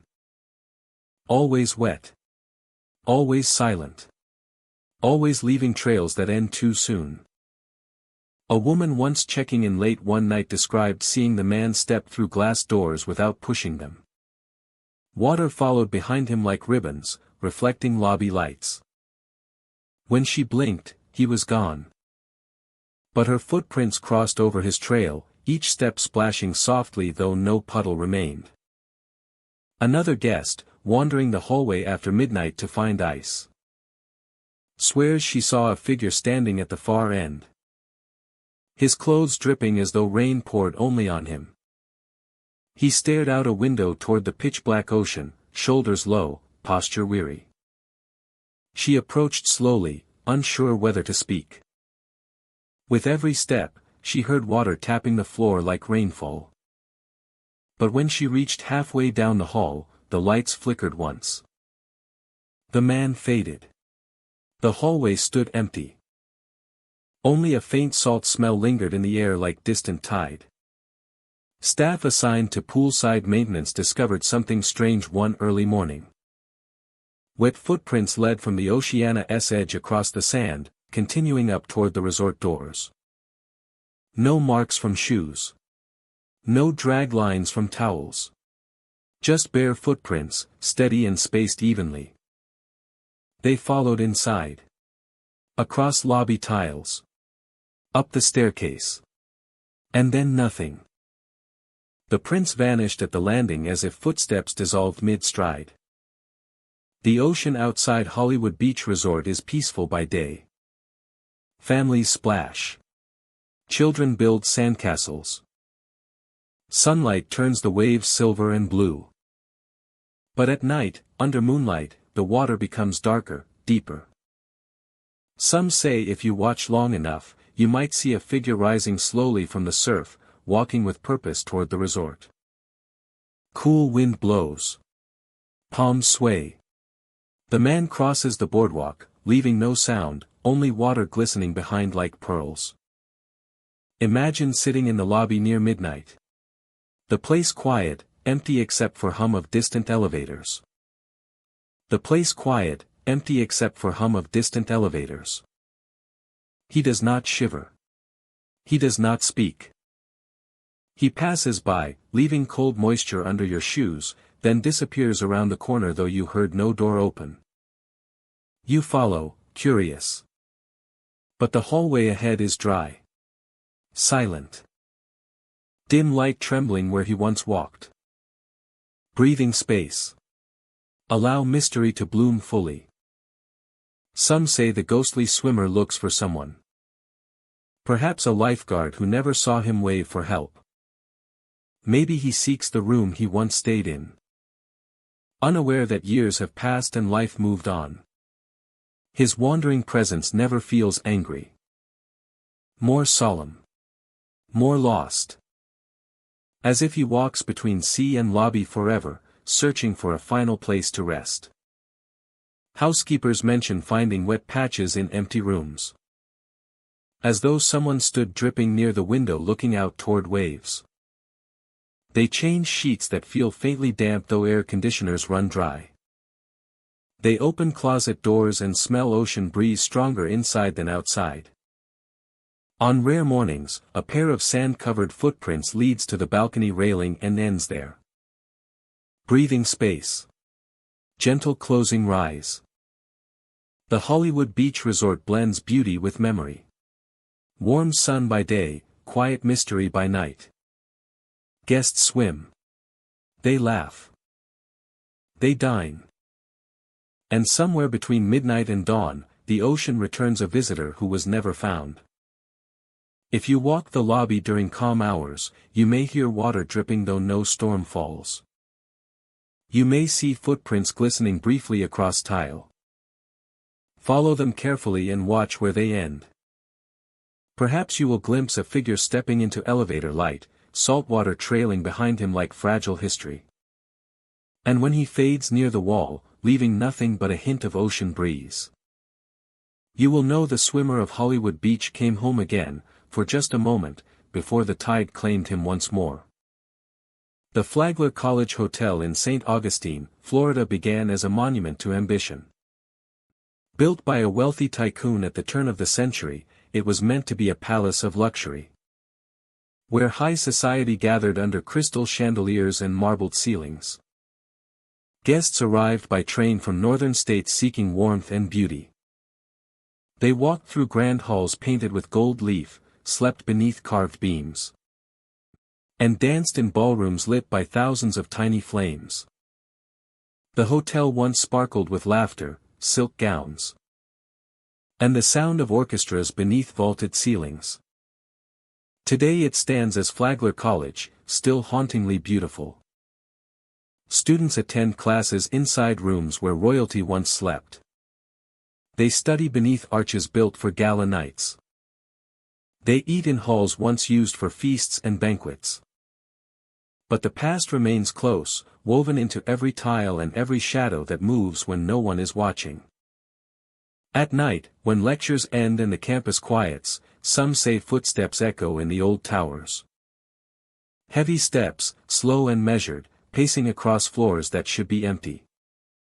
The towers are locked now, sealed off for decades. No student or faculty member has access. Yet the footsteps continue, sometimes moving from one end of a hallway to another, sometimes pausing as if someone there is listening back. No one claims ownership of those footsteps. But many suspect the tycoon himself walks still.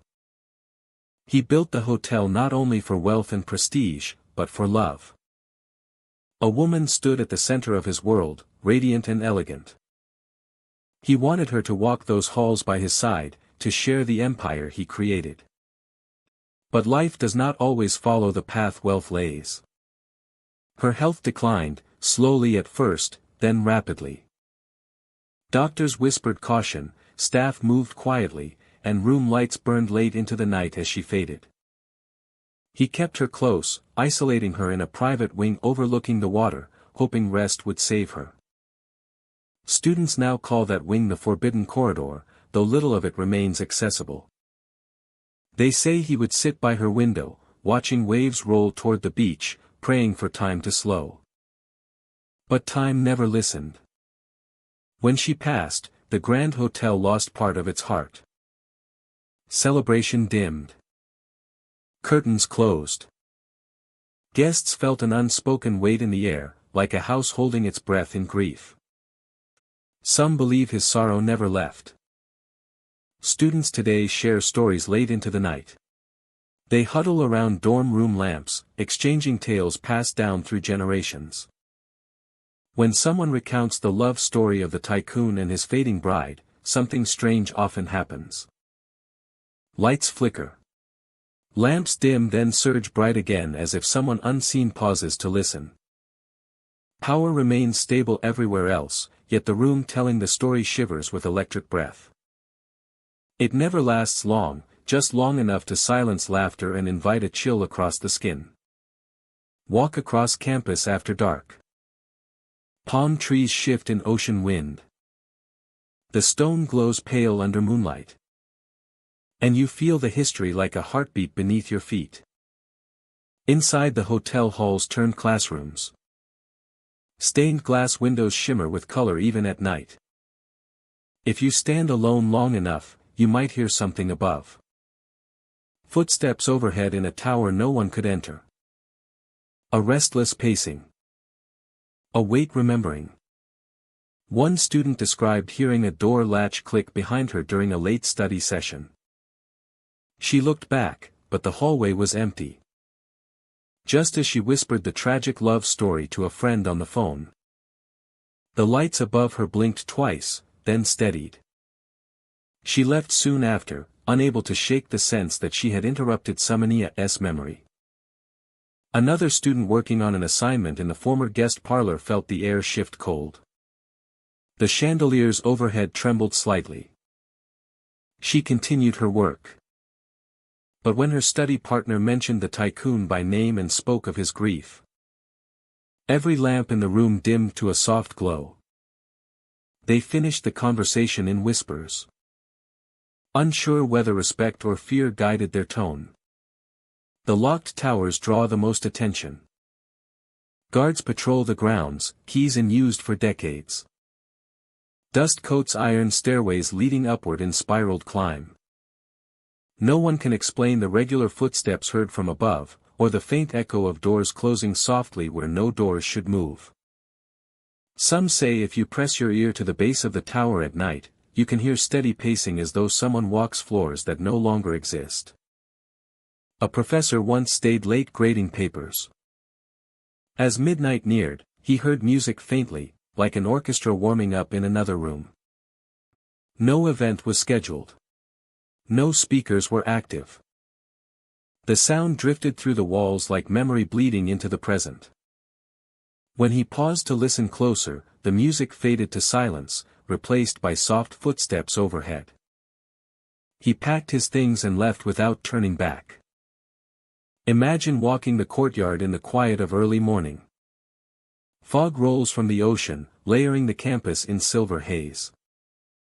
The Spanish-style towers rise above you, statuesque and solemn. A single light glows in an upper window, though no one stays there. Though no one stays there. You hear faint footsteps circling inside. Slow. Steady. Not hurried or lost. Students whisper that on rare nights, near exam season when stress hangs heavy and minds wander. A tall figure passes at the end of a corridor, pausing at the balcony railing. Where the tycoon once stood with hope in his heart. They say he lingers, searching the horizon for a ship that will never return, for a future that slipped beyond reach. The campus remains full of life each day. Morning brings chatter, backpacks, and sunlight through stained glass. Laughter fills the cafeteria. Tours guide visitors through history with pride. The hotel-turned-college thrives with youth and energy. But when evening falls and footsteps echo alone, the building remembers its story. The tycoon's love shaped these walls. His grief lingers in marble and tile. When his story is told with careless laughter, lights flicker as if the past insists on respect.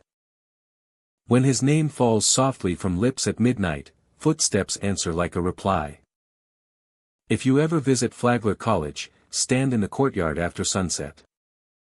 Listen closely. You might hear pacing above, where no door opens and no student walks. You might feel a chill when someone retells his sorrow. You might see lights dim in gentle warning, reminding visitors that history is alive here, woven through every stone. The hotel he built for love still stands. The footsteps in its towers still wander.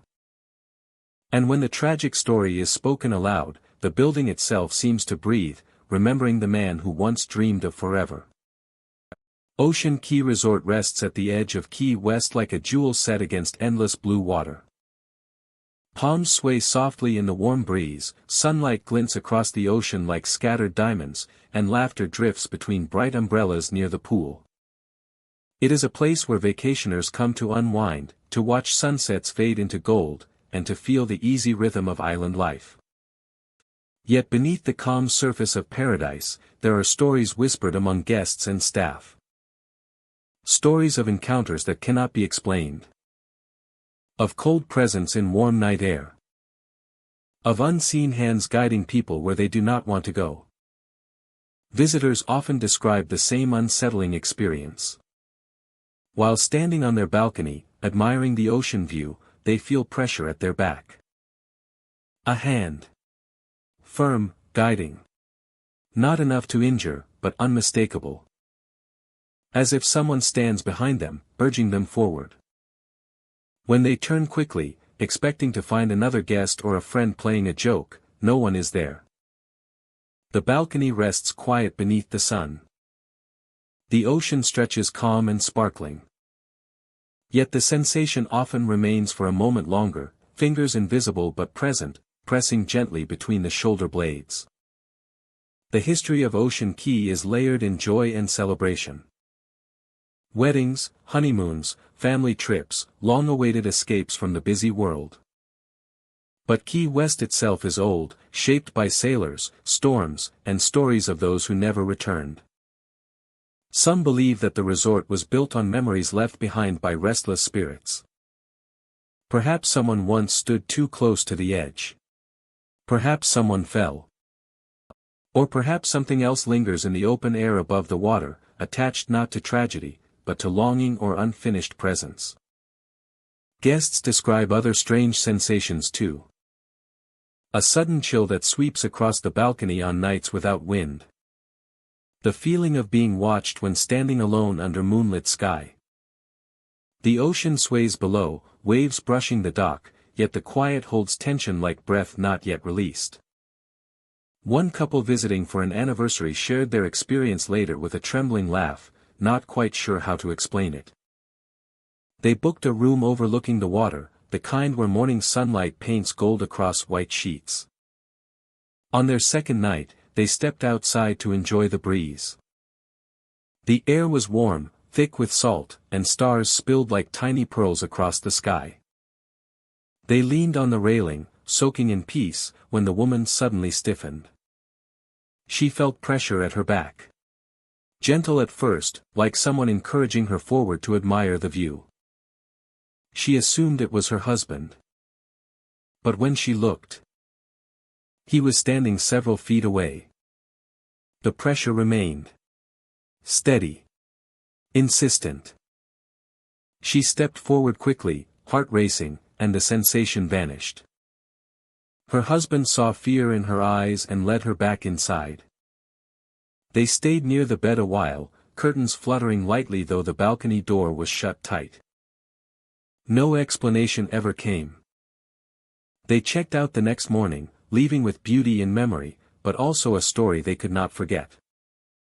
Some staff acknowledge whispers around the property, though they rarely speak openly. A housekeeper once mentioned feeling a cold spot outside a particular room even on scorching afternoon heat. Another worker recalled clearing pool chairs late at night when she heard soft footsteps approach behind her. She turned. No one stood there.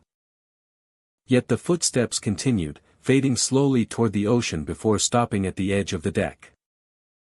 Other guests report waking in the night to the sound of sliding glass doors opening on their own. When they check, the door stands closed and locked. But curtains shift as though a breeze moved through. Phones ring with no caller. Balcony lights flicker once, then shine steady again. Small things. Easy to dismiss. Until the push comes. The most unsettling encounters happen at dusk, when sky melts from blue to orange and the horizon glows with last fading light. They lean forward on the rail, soaking in beauty so vivid it feels unreal. A presence presses behind them. A palm flat against their back. Warm enough to mistake for human touch. They turn. The balcony is empty. The room behind them holds only shadows and soft lamplight. But their heart races, breath short, as if instinct knows something silent stands close. Some think it is the spirit of someone who once lived or died near the resort. A man who loved the sea too much to leave. A woman waiting for someone who never returned.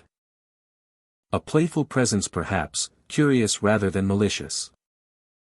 Others say it feels purposeful, like an invitation toward the edge of the balcony, urging you to look down at the shimmering waves or step closer to the horizon. A touch that lingers on warm skin, confusing but unforgettable. There are stories of guests who responded aloud, hoping for clarity. Speaking into empty air, asking who is there. Some say the breeze shifted sharply, as if answering. Others felt the pressure return for just a second, then vanish like mist in sunlight. No one has ever seen a figure. No voice whispers back. Only the presence remains, subtle yet powerful. Ocean Key Resort remains breathtaking. Sunsets paint the sky in pink and violet, turning the water into polished glass. Music drifts from restaurants nearby. Tourists stroll the boardwalk laughing, hands full of souvenirs and fresh coconut drinks. In daylight the resort feels safe, bright with joy. Even at night it glows with romance, lanterns flickering and waves whispering below. Many stay without encountering anything unusual. They swim, dine, sleep soundly, and leave with happy memories. Yet those who feel the unseen hand remember it long after the trip ends. It is not enough to scare most away. If anything, curiosity draws people back. A mystery intertwined with ocean air.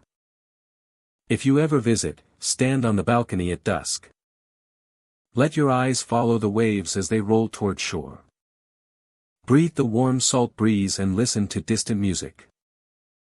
But if you feel fingers pressed lightly against your back, do not panic. Step forward calmly or turn slowly. You might find nothing but open space and endless sea. Or you might feel the presence linger one heartbeat longer. A whisper of unseen company. A touch from beyond memory. Ocean Key shines with paradise, but some guests say it also carries something more. Not frightening. Not dangerous. But undeniably there. A silent hand that reminds us the ocean keeps its secrets, and sometimes, those secrets reach out to remind us they are not forgotten. The Colony Hotel and Cabana Club stands bright against the Florida coast, wrapped in pale pink walls and framed by swaying palms. Built with Art Deco charm and beachside grace, it feels like stepping into another era. Sunlight spills across tile mosaics, warm breezes drift through open windows, and the scent of ocean water mixes with fresh linen. Guests arrive seeking a quiet escape, poolside afternoons, and evenings filled with coastal calm. By day the hotel is lively, friendly, full of laughter and the soft chorus of conversation. But when night settles and the hallways empty, the building changes. Shadows stretch long across patterned floors. The air grows cooler. And the old stories begin to feel close. Voices whisper inside rooms after dark. Some say the sound comes like faint conversation through walls, but when they press their ear closer, it becomes softer, as if the whispers retreat. Others hear their names spoken gently, waking them from sleep though no one stands nearby. Staff assure guests the hotel is simply full of history, and old buildings often speak in creaks and echoes. Yet these whispers sound more like breath than wood, more like human tone than shifting air. As if someone unseen lingers inside the room, half present, half memory. Most stories however point toward the piano. In the lounge near the lobby, an elegant instrument rests beneath warm lighting, its keys polished and waiting. Guests pass by each evening, admiring the old music space where cocktails once flowed with the clink of glass and soft applause. But late at night, when the staff finish their rounds and lights dim across the building, the piano sometimes begins to play by itself. Soft notes drift through empty hallways, slow and thoughtful, like hands moving across keys with practiced grace. A melody neither cheerful nor sad. Something gentle, nostalgic, like a memory sung in ivory tone. It plays only when alone. The moment anyone steps into the room, the music stops. Keys fall silent. The air holds still as if listening back. Guests who hear it describe the sound like a distant lullaby fading as soon as attention finds it. One couple staying near the lounge returned from an evening walk and heard music echo softly up the staircase. They assumed a late-night guest practiced quietly. But when they entered the room, the piano waited untouched. No one sat at the bench. No one sat at the bench. The music faded as if swallowed by silence. They looked around, half expecting someone to step from behind a column. Only empty space answered. A night clerk once spoke of hearing the piano shortly after midnight. The hotel felt calm, the ocean breeze rattling palm leaves outside. He sat behind the desk completing paperwork, when a slow melody drifted through the corridor. Familiar yet unplaceable. He stood and followed the sound toward the lounge, footsteps quiet across tile. As he approached, the music grew clearer, each note distinct, full of delicate emotion. He turned the corner, expecting to see someone seated at the piano. Instead, the keys stilled themselves as he entered. The room rested silent, cool, as though it never played at all. He waited several minutes. He walked away. Nothing happened. He looked back. And the moment he reached the hallway again, faint notes began behind him. He looked back and saw no movement, just the piano glowing softly under a lone lamp. The melody continued until he stepped forward once more. Silence. Guests have reported hearing whispers even in their sleep. Sometimes words drift through the dark like muffled conversation from another era. Not frightening, only strange.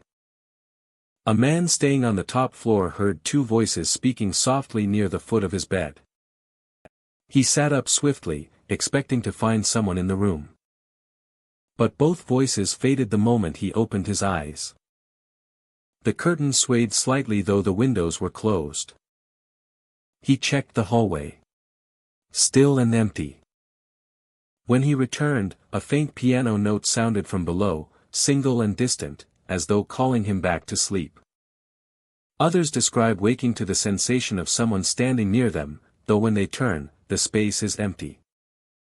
Sometimes footsteps glide past the doorway. Sometimes soft humming echoes from the shower tiles without any water running. The building's age carries history through its walls like old breath, each sound a remnant of time still alive within. There are stories of staff closing the lounge late at night, turning off lights, locking doors. After they walk away, piano notes faintly strike again behind them, hesitant at first, then forming gentle patterns. A single melody repeated like memory. They return, unlock the door, and find the room unchanged. The keys cool beneath their touch. Beach mornings wash everything clean again. Sunlight warms the terraces, guests laugh over breakfast. And the ocean sends a rhythm like calm heartbeats. The whispers vanish with daylight. The piano rests in silence. Only the memory of the night lingers for those who heard it. Imagine staying there yourself. You return to your room after a long day by the shore. The hallways feel peaceful, carpet soft beneath your feet. The lobby glows warmly but quiet now, most guests asleep.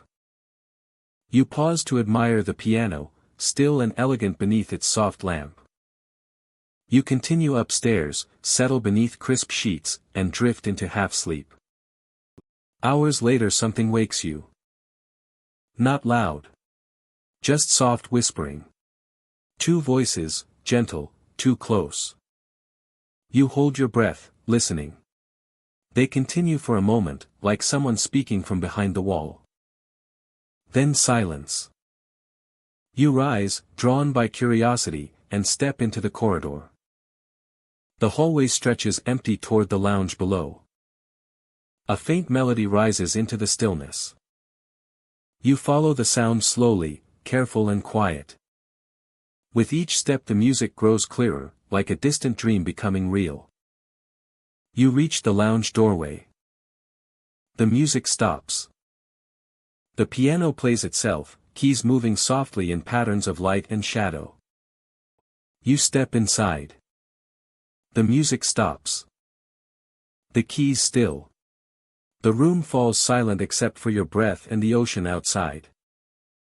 The atmosphere feels gentle, curious, like someone once loved this place enough to stay. You stand there a moment, letting the silence settle. Then return to bed. As you close your door the piano offers one final note, a single soft tone fading into the night. The Colony Hotel and Cabana Club remains welcoming, historic, and beautiful beneath Florida sun. But when darkness quiets the halls and the last footsteps fade, the whispers return, drifting through rooms like memories searching for ears. And somewhere in the lounge, the piano waits patiently, playing for no audience but time itself. Stopping only when someone steps inside to listen. Bahia Honda Lodge sits weathered beneath the Florida sun, tucked between turquoise water and whispering palms. The ocean breeze moves through broken windows, carrying salt and memory through empty halls. Once, this place thrived with families seeking warm vacations and anglers eager for calm tides. Laughter filled every room. Footsteps echoed along wooden floors. But storms came. Time shifted. The lodge was left alone, shutters sagging, paint peeling like old stories losing color. Now it stands quiet, abandoned in name but never truly empty. Locals say the lodge breathes at night. They speak of lights flickering in rooms where no power runs. Curtains sway though no wind enters. Doors open with slow creaks, as if someone walks through unseen. A Childa-esque cry floats down the hallway, soft at first, then clearer, tugging at anyone who hears. Many have followed that sound, thinking a lost child wandered inside. They walk past broken doors and cracked tile, calling out softly, searching. But every trail ends the same way. An empty room, cold air filling the space like frost, though the night outside remains warm and humid. Breathing space. Let the image sink in. Visitors who enter the abandoned lodge often describe a feeling of being watched, not with malice, but with longing. As though something trapped in memory wants attention. The air holds weight. Dust hangs thick in sunlight. Floorboards creak under careful steps. The lodge seems to listen. Each sound feels heard by something unseen. Some explorers hear footsteps small as a Childa-S running ahead of them. They follow the noise and find themselves in a long hallway lined with faded wallpaper and forgotten guest photos. A door stands open slightly at the end, swaying gently as if pushed by a small hand. When they approach, the crying begins again, echoing soft and distant, leading them deeper. Inside the room, dust blankets furniture left behind decades ago. A rocking chair sits near a window overlooking calm ocean water. A rocking chair sometimes moves on its own, shifting back and forth in slow, gentle rhythm. Stories say a family once stayed at Bahia Honda Lodge every summer. A mother, father, and their young child. They fished along the dock. Built sandcastles in warm white sand. Watched sunsets paint the sky in streaks of gold. But one season, the sea turned rough. The child wandered beyond sight, curious about shells washed ashore. Storm clouds rolled in quickly. Waves grew wild. When the storm passed, the beach lay empty. The child never returned. Some believe the little one still searches for home, calling through hallways for parents who are long gone. Others think the lodge itself remembers the sorrow and echoes it through time. The truth remains buried like treasures beneath sand, visible only through stories passed in quiet tones. One man who visited at twilight claimed he heard laughter echo across the lobby, light and playful, though the building stood empty. He shined a flashlight toward the old reception desk. Dust motes glittered like stars. His beam caught movementa, a small shape darting behind a wall. When he followed, he found nothing but a corridor leading toward guest rooms. Then the crying began, soft as wind, drifting from deeper inside. He moved forward cautiously. The temperature dropped with every step. Past windows rattling though the night air was still. He reached a room where the sound grew loudest. The door creaked open at his touch. Inside, only moonlight stretched across floorboards. No furniture. No toys. No child. Only cold air brushing his face like fingers made of winter. Breathing space. Let tension settle. Others speak of seeing shadows small as a child slip around corners. Quick. Curious. Never approaching fully. Some explorers leave toys, hoping to bring comfort. They place them gently in the rocking chair or on the dusty floor. When they return later, toys sometimes shift positions. A stuffed bear facing the window now sits facing the door. A small wooden car rolls to the center of the room though no one touched it. One group camped outside near the lodge to watch stars. In the early hours before dawn, they heard a door slam inside though no wind blew. They entered cautiously with lanterns, calling softly. The hallway felt colder than the night air. As they walked, a cry rose near the second floor, broken and desperate. They climbed the stairs, hearts beating quick. The sound led them toward the old playroom where faded murals still lingered on cracked walls. But the room was empty, silent, unnaturally cold. Their breath clouded in front of them like winter frost. Bahia Honda Lodge remains a place where memories refuse to leave. The sea outside continues its rhythm, waves rolling endlessly against shore. Pelicans skim water. Sun warms sand. Daylight brings peace, almost beauty to the broken structure. But when night falls and shadows lengthen across the courtyard, the lodge wakes. Lights flicker faintly in windows though no power hums in wires. Curtains move like someone passing behind them. The cry returns, echoing through halls like the past calling out. Imagine walking those halls alone in low evening light. Your footsteps echo softly. Each room you pass holds stories in peeling paint. You hear it then.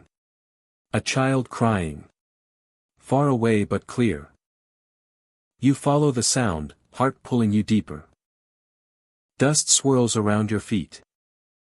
A door stands open. Cold air spills out like breath. You step inside. Silence greets you. Stillness settles heavy. Only the rocking chair moves, creaking gently as though someone invisible just climbed down from its seat. You look back toward the hallway, suddenly unsure if you want to continue searching. The cry begins again, behind you now, softer, like someone walking away. You follow instinct and step out. Hallway empty. Door swings shut behind you with a sigh. Breathing space. Allow calm return. Authorities avoid discussing the lodge. Some say hurricanes damaged it beyond repair. Others claim business failed long before storms came. But the local fishermen tell different stories. They speak of seeing a light in the top window during nights when no one stays there. Sometimes, they notice tiny footprints in sand near the entrance, washed away quickly by morning tide. Bahia Honda Lodge remains abandoned only by the living. Spirits linger, memories alive in every corridor and room where laughter once rang. If you ever walk its grounds, listen carefully. Feel the breeze carrying whispers through broken windows. And if you hear a child cry gently from behind the door, remember this story. Step with care. For some sounds in Bahia Honda do not belong to the present, but to a moment long lost, still echoing through darkened halls like a heart that refuses to forget. The Breakers Hotel rises along the coast of Palm Beach like a palace carved from sun and sea. Waves roll against the shore with a steady hush. Palm trees sway in warm Atlantic breeze. By day the hotel shines pure white beneath blue sky, grand staircases sparkling marble, long hallways lined with gilded ceiling work and glimmering chandeliers.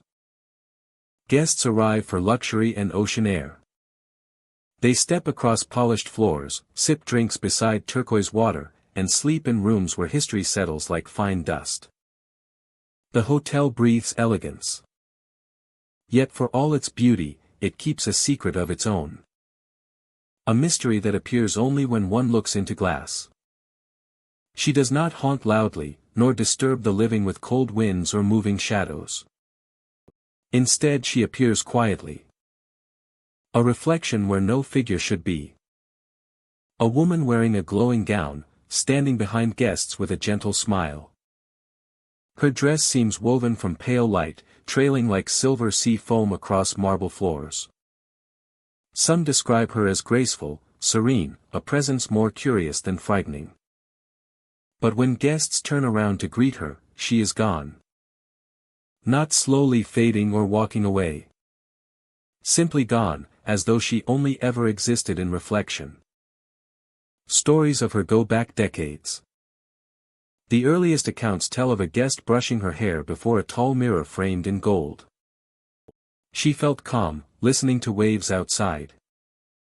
Then she noticed movement behind her reflection. A woman in shimmering gown stood just inches away, smiling softly, as though admiring the moment. The guest gasped and spun to face her, but the room was empty. She checked under the bed, the bathroom, the doorway. Nothing. Yet when she looked into the mirror again, she saw pale footprints fading across the carpet, where no one walked. The Breakers has seen fires, rebuildings, and timeless glamour. Presidents walked its halls, celebrities dined along its oceanfront terraces. And weddings filled ballrooms with endless flowers. Through all of it, the woman in the glowing gown remained a quiet whisper. Appearing here, disappearing there. Housekeepers report seeing her when polishing mirrors at dawn. A reflection standing beside them though the room is otherwise empty. By the time they turn, only the cleaning cloth remains in their hand, shaking slightly.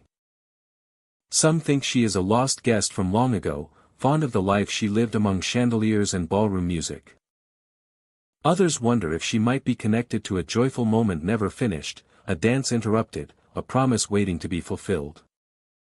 Her smile is gentle, never cruel. Guests who witness her often speak not of fear, but fascination. Like seeing a memory walk for a single breath before returning to wherever memories rest. Still, her presence carries mystery. In one suite overlooking the sea, a businessman prepared for dinner, adjusting his tie in the mirror. Behind him he noticed the soft glow of fabric, a woman standing close, her reflection brighter than the lamps. He turned so quickly he nearly lost his balance. She vanished instantly. He was left in silence, unsure if his eyes tricked him. Later that night, he mentioned the reflection to staff. They nodded without surprise. Many before him had seen her. Another guest arrived for a honeymoon. On their first night, they took pictures of themselves in the mirror. Before heading to a ballroom dinner. Hours later, when reviewing photos, they noticed her. In the reflection, a woman behind them, faint but clear, gown glowing with soft white light. They remembered no one standing with them. Yet there she was, smiling as if sharing their celebration. Some staff say that when guests tell her story aloud, mirrors shimmer for a moment, as though light bends differently inside the glass. Lamps reflect brighter, then settle. The ocean breeze flows a bit colder past the window. She listens, perhaps, through silvered surfaces that separate her world from ours. Late at night, when the hotel sleeps and footsteps fade from marble halls, you might catch a glimpse if you are still enough. A figure passing behind you when no door has opened. Soft glow reflected only by the glass. The woman stands calm, dress flowing like light underwater. Her smile gentle, knowing, as though she welcomes company yet cannot remain. Imagine walking through the lobby alone near midnight. The chandelier overhead casts golden rain across the walls. You pass a mirror tall as the ceiling, framed by carved angels. At first you see only yourself. Then a flicker of movement behind your reflection. A gown sparkling like moonlit tide. You freeze. Slowly, you turn. Nothing stands there. But when you look again at the mirror, she is smiling. As if she waits for you to say something, to acknowledge a moment shared between worlds. For a heartbeat longer, she lingers. Then she fades like light receding into glass, leaving only polished marble and your own reflection staring back. Some claim she appears most often to those experiencing joy. Newlyweds. Families reuniting. Friends celebrating another year. As though she is drawn to happiness, wanting to witness it, to stand close to warmth she once knew. Yet there is a sadness too, hidden beneath that soft smile. A moment of longing frozen in time. One staff member told of seeing her during a wedding setup. Flowers lined the aisle. The mirror near the entrance glowed softly. In its reflection, the woman in the luminous gown watched from the edge of the room. When the staff member turned, the spot was empty, though petals on the floor trembled as if someone walked through moments earlier. The Breakers Hotel continues to thrive, grand as ever. Sunlight sparkles across its windows each morning. Guests laugh over breakfast beneath vaulted ceilings. Children race across the pool deck. The ocean glitters bright blue beyond palm trees. Life breathes through every corridor. Yet the mirrors hold another story, quiet and patient. A woman once lived here, or still does in her own way. Not bound by walls or floors, but by reflection and memory. She does not follow, does not frighten. She only watches through glass as life continues around her. If you ever stay at the Breakers, pause before a mirror. Look not only at your reflection, but at the space behind it. The soft glow might appear. A smiling woman might stand near your shoulder, eyes kind, presence warm as moonlight. Turn too fast and she will vanish.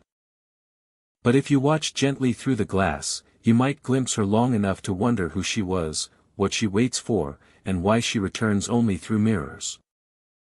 The ocean moves beyond the windows, waves constant, tides eternal. People come and go. Stories rise and fade. But in the Breakers Hotel, Palm Beach, one presence remains. A woman in a glowing gown, smiling through silvered glass, gone the moment you turn around. The St. Georgian stands in the heart of St. Augustine like a whisper of history frozen in time. Cobblestone streets wind beneath lanterns that glow amber in the night. And the sound of footsteps echoes long after the person who made them has turned a corner. The inn itself is charming, built with warm wood, Spanish influence, and balconies that overlook one of the oldest cities in America. Travelers arrive for comfort and beauty, for wine on the veranda and morning sun across terracotta roofs. Yet some guests leave with stories they never expected to tell. Stories of something unseen sitting gently on their bed. Pressing down the mattress. Breathing warm against their neck. Even when the room stands cold as winter stone. Reports share a pattern. Night comes soft and slow, rooms dim to amber glow, and guests sink into fresh sheets expecting rest. Outside, the city settles. Tourists drift away.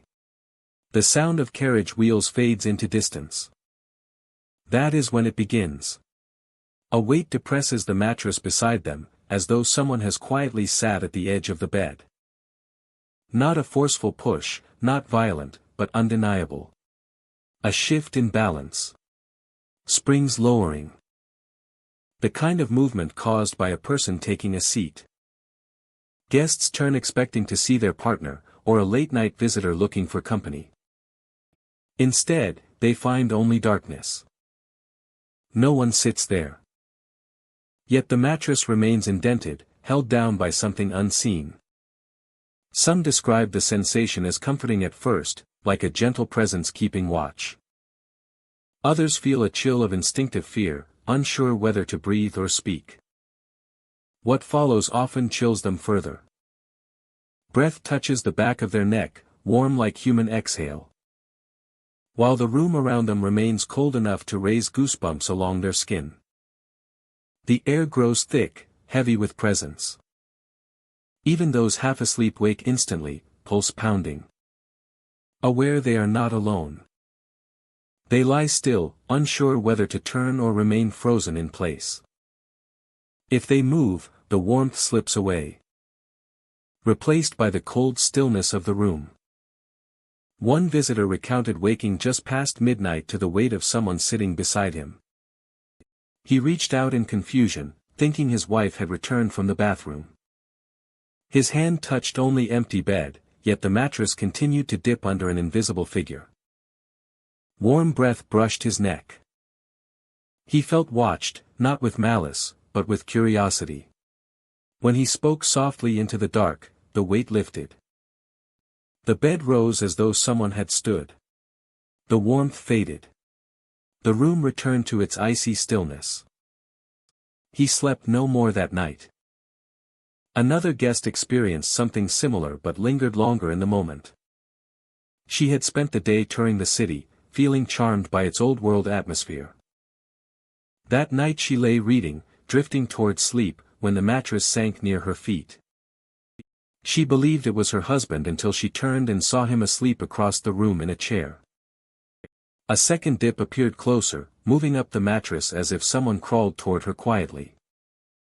Her breath caught. She could not scream. When warm breath touched her neck, she bolted from the bed, trembling. The imprint on the mattress remained visible for a moment. Then slowly rose back to normal. As though whoever sat there stood and slipped away unseen. The St. Georgian does not hide from its history. It has seen joy and loss, celebration and sorrow. Some say an old spirit lingers, drawn to rooms filled with quiet conversation and soft lamplight. Perhaps it was once a resident who passed peacefully, unwilling to leave the comfort of familiar walls. Others believe it is a guardian of sorts, checking on guests when night grows long. But a few insist it feels personal, like someone searching for recognition, longing for warmth they once knew in life. Staff remain polite when asked. They smile, offering gentle laughter, neither confirming nor denying. But those who work late shifts share glimpses of truth among themselves. They tell of room doors unlocking without sound, of footsteps crossing hardwood floors at hours when no one should be awake. They tell of blankets gently pulled downward as if someone tried to crawl beneath them, leaving guests confused by morning when they find bedding disturbed in ways they cannot explain. Some nights, guests hear faint humming from empty corners. A tune with no known origin, soft as a lullaby. Curtains sway without air. And always, the cold lingers, wrapping tightly around the warmth of living breath. The presence seems patient, observant, never causing harm.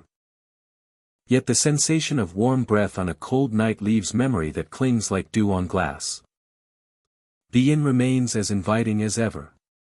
Morning light spills across antique furniture, and the sound of breakfast chatter fills the courtyard. Visitors stroll into history tours, explore old forts, eat ice cream on stone steps beneath the sun. By daylight, the St. George Inn feels gentle and alive.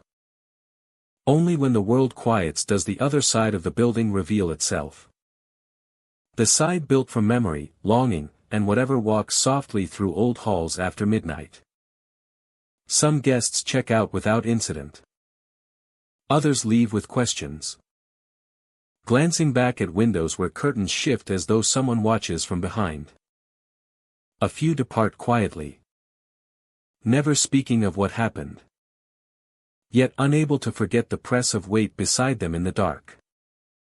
Those who return often request different rooms, though they rarely admit why.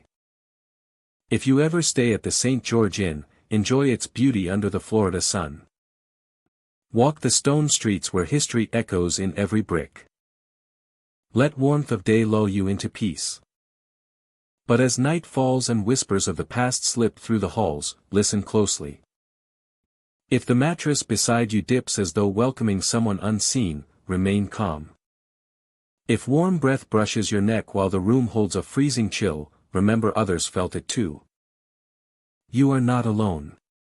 Something old and curious sits with you, lingering in soft silence. It may simply want company. Or it may be searching through time for someone it once loved. Pressing gently into the mattress as though hoping you might speak. Turn, or remember a face long forgotten. Morero's guest mansion in Key West stands among palms and quiet streets. Wrapped in warm colors and old-world beauty. Built in the late 19th century, the home carries the romance of another time. Iron balconies overlook tropical gardens, and lanterns glow with gentle amber light, casting soft shadows across the wooden corridors. By day the house feels peaceful, breezy, touched with ocean air. Guests arrive for history, charm, and the slow rhythm of island life. Yet when night falls and the moon lifts above the mansions of Key West, stories awaken inside these walls.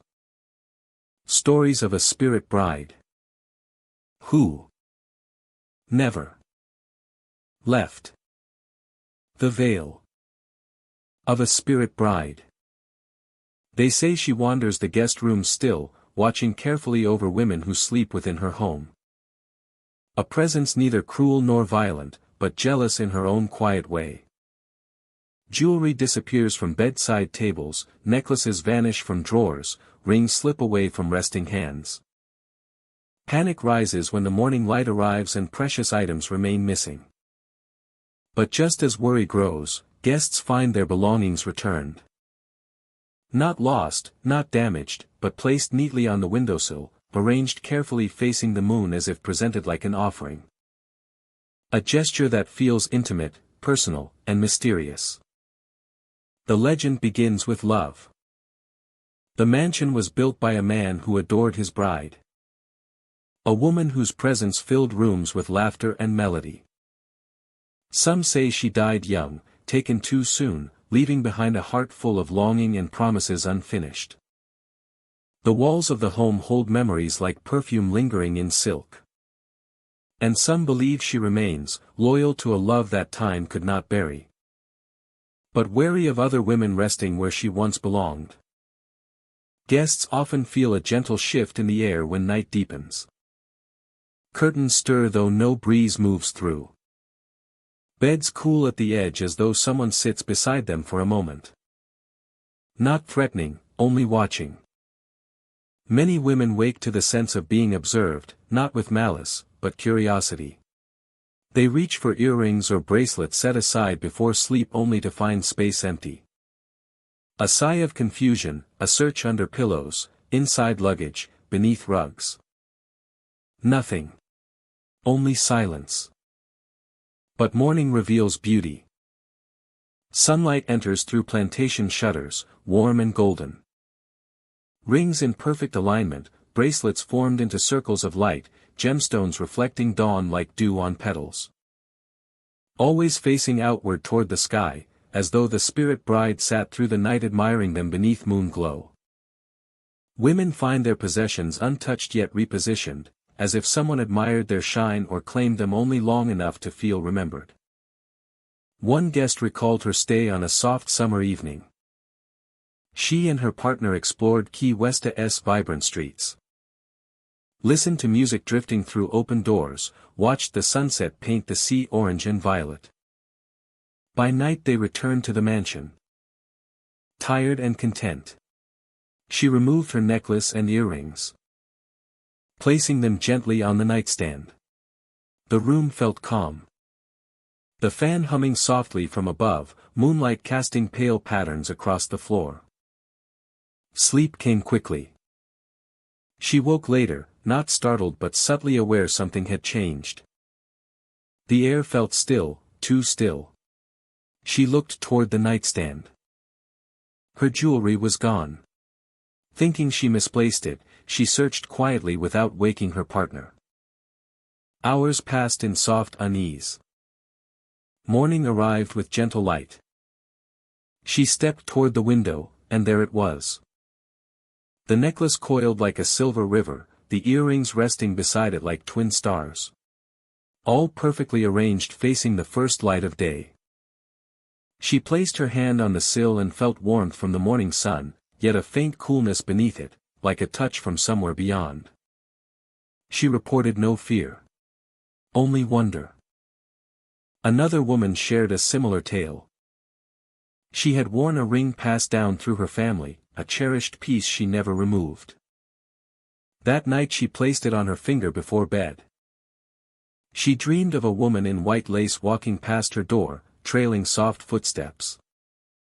When she awoke, her ring was gone. Searching yielded nothing. But at sunrise she found it resting on the sill facing the ocean, perfectly polished as if tended lovingly in the dark. Staff at Mararoa speak quietly of these stories. Some say the bride lingers with protective devotion. She admires beauty, treasures jewelry as tokens of love, yet returns them respectfully. Sometimes guests notice subtle hints of her presence. A faint scent of old roses drifting through a room. A shadow moving across the corner without sound. A soft rustle of skirts though no one stands there. Mirrors fog slightly as if someone breathed close.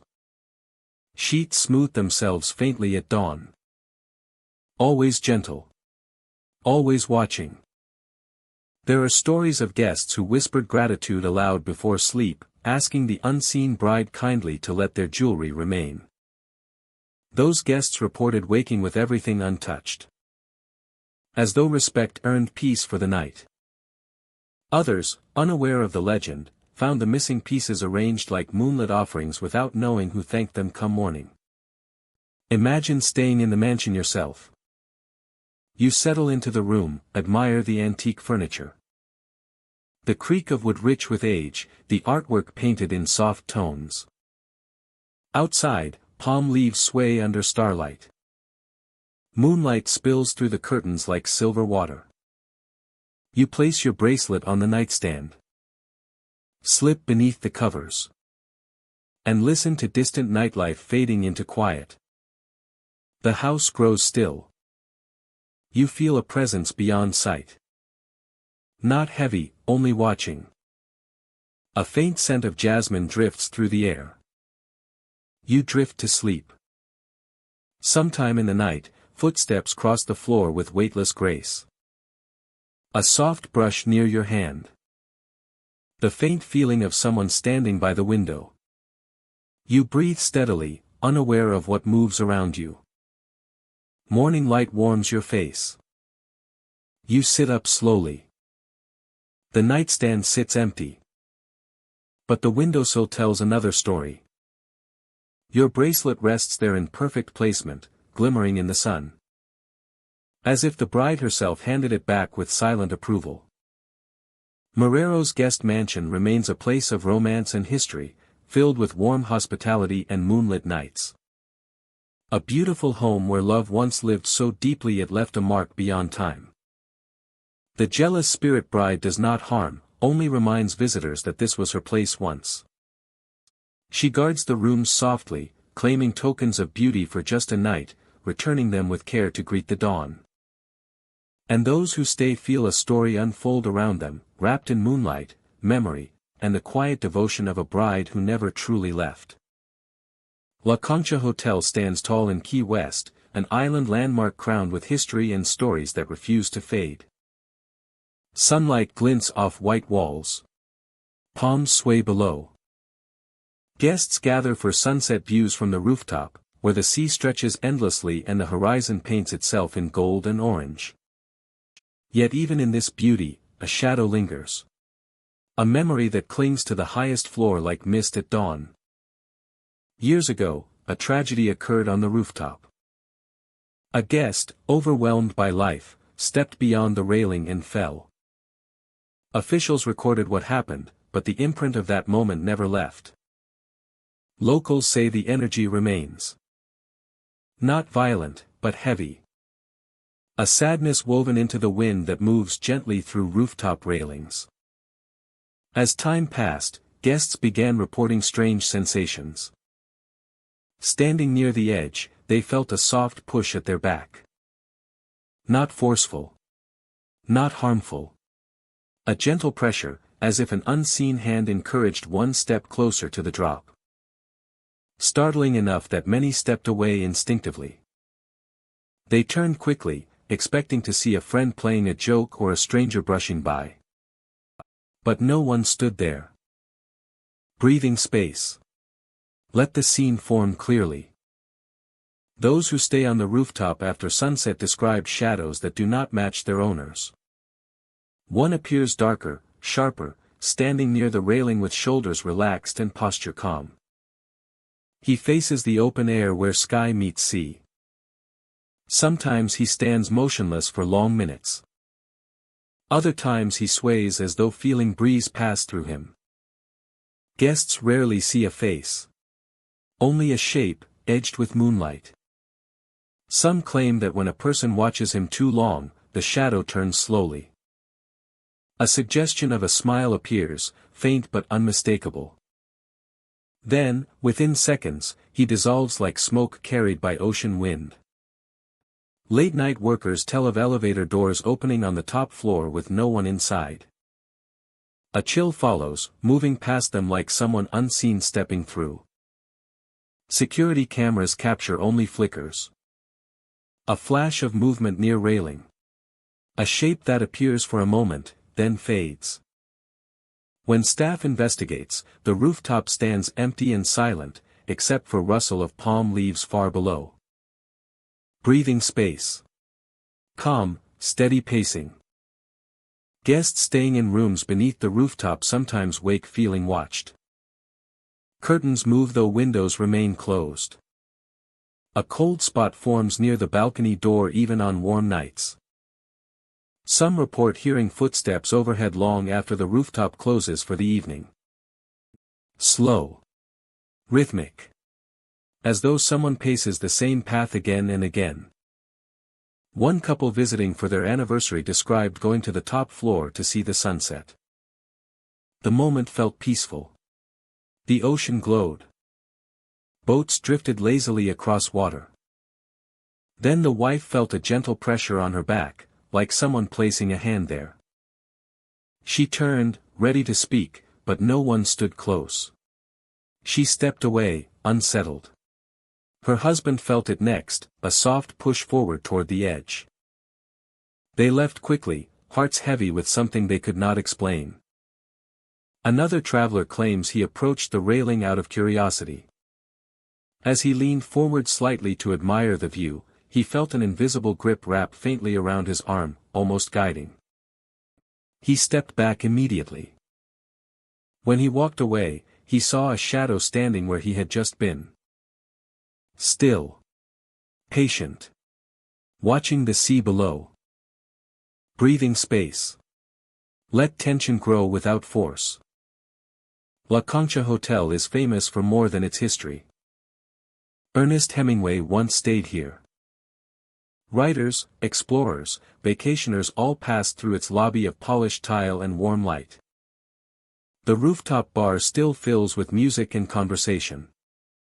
People laugh, dance, and toast to good nights. Yet beneath celebration, the echo of that past moment lingers, like a breath held by walls that remember too clearly.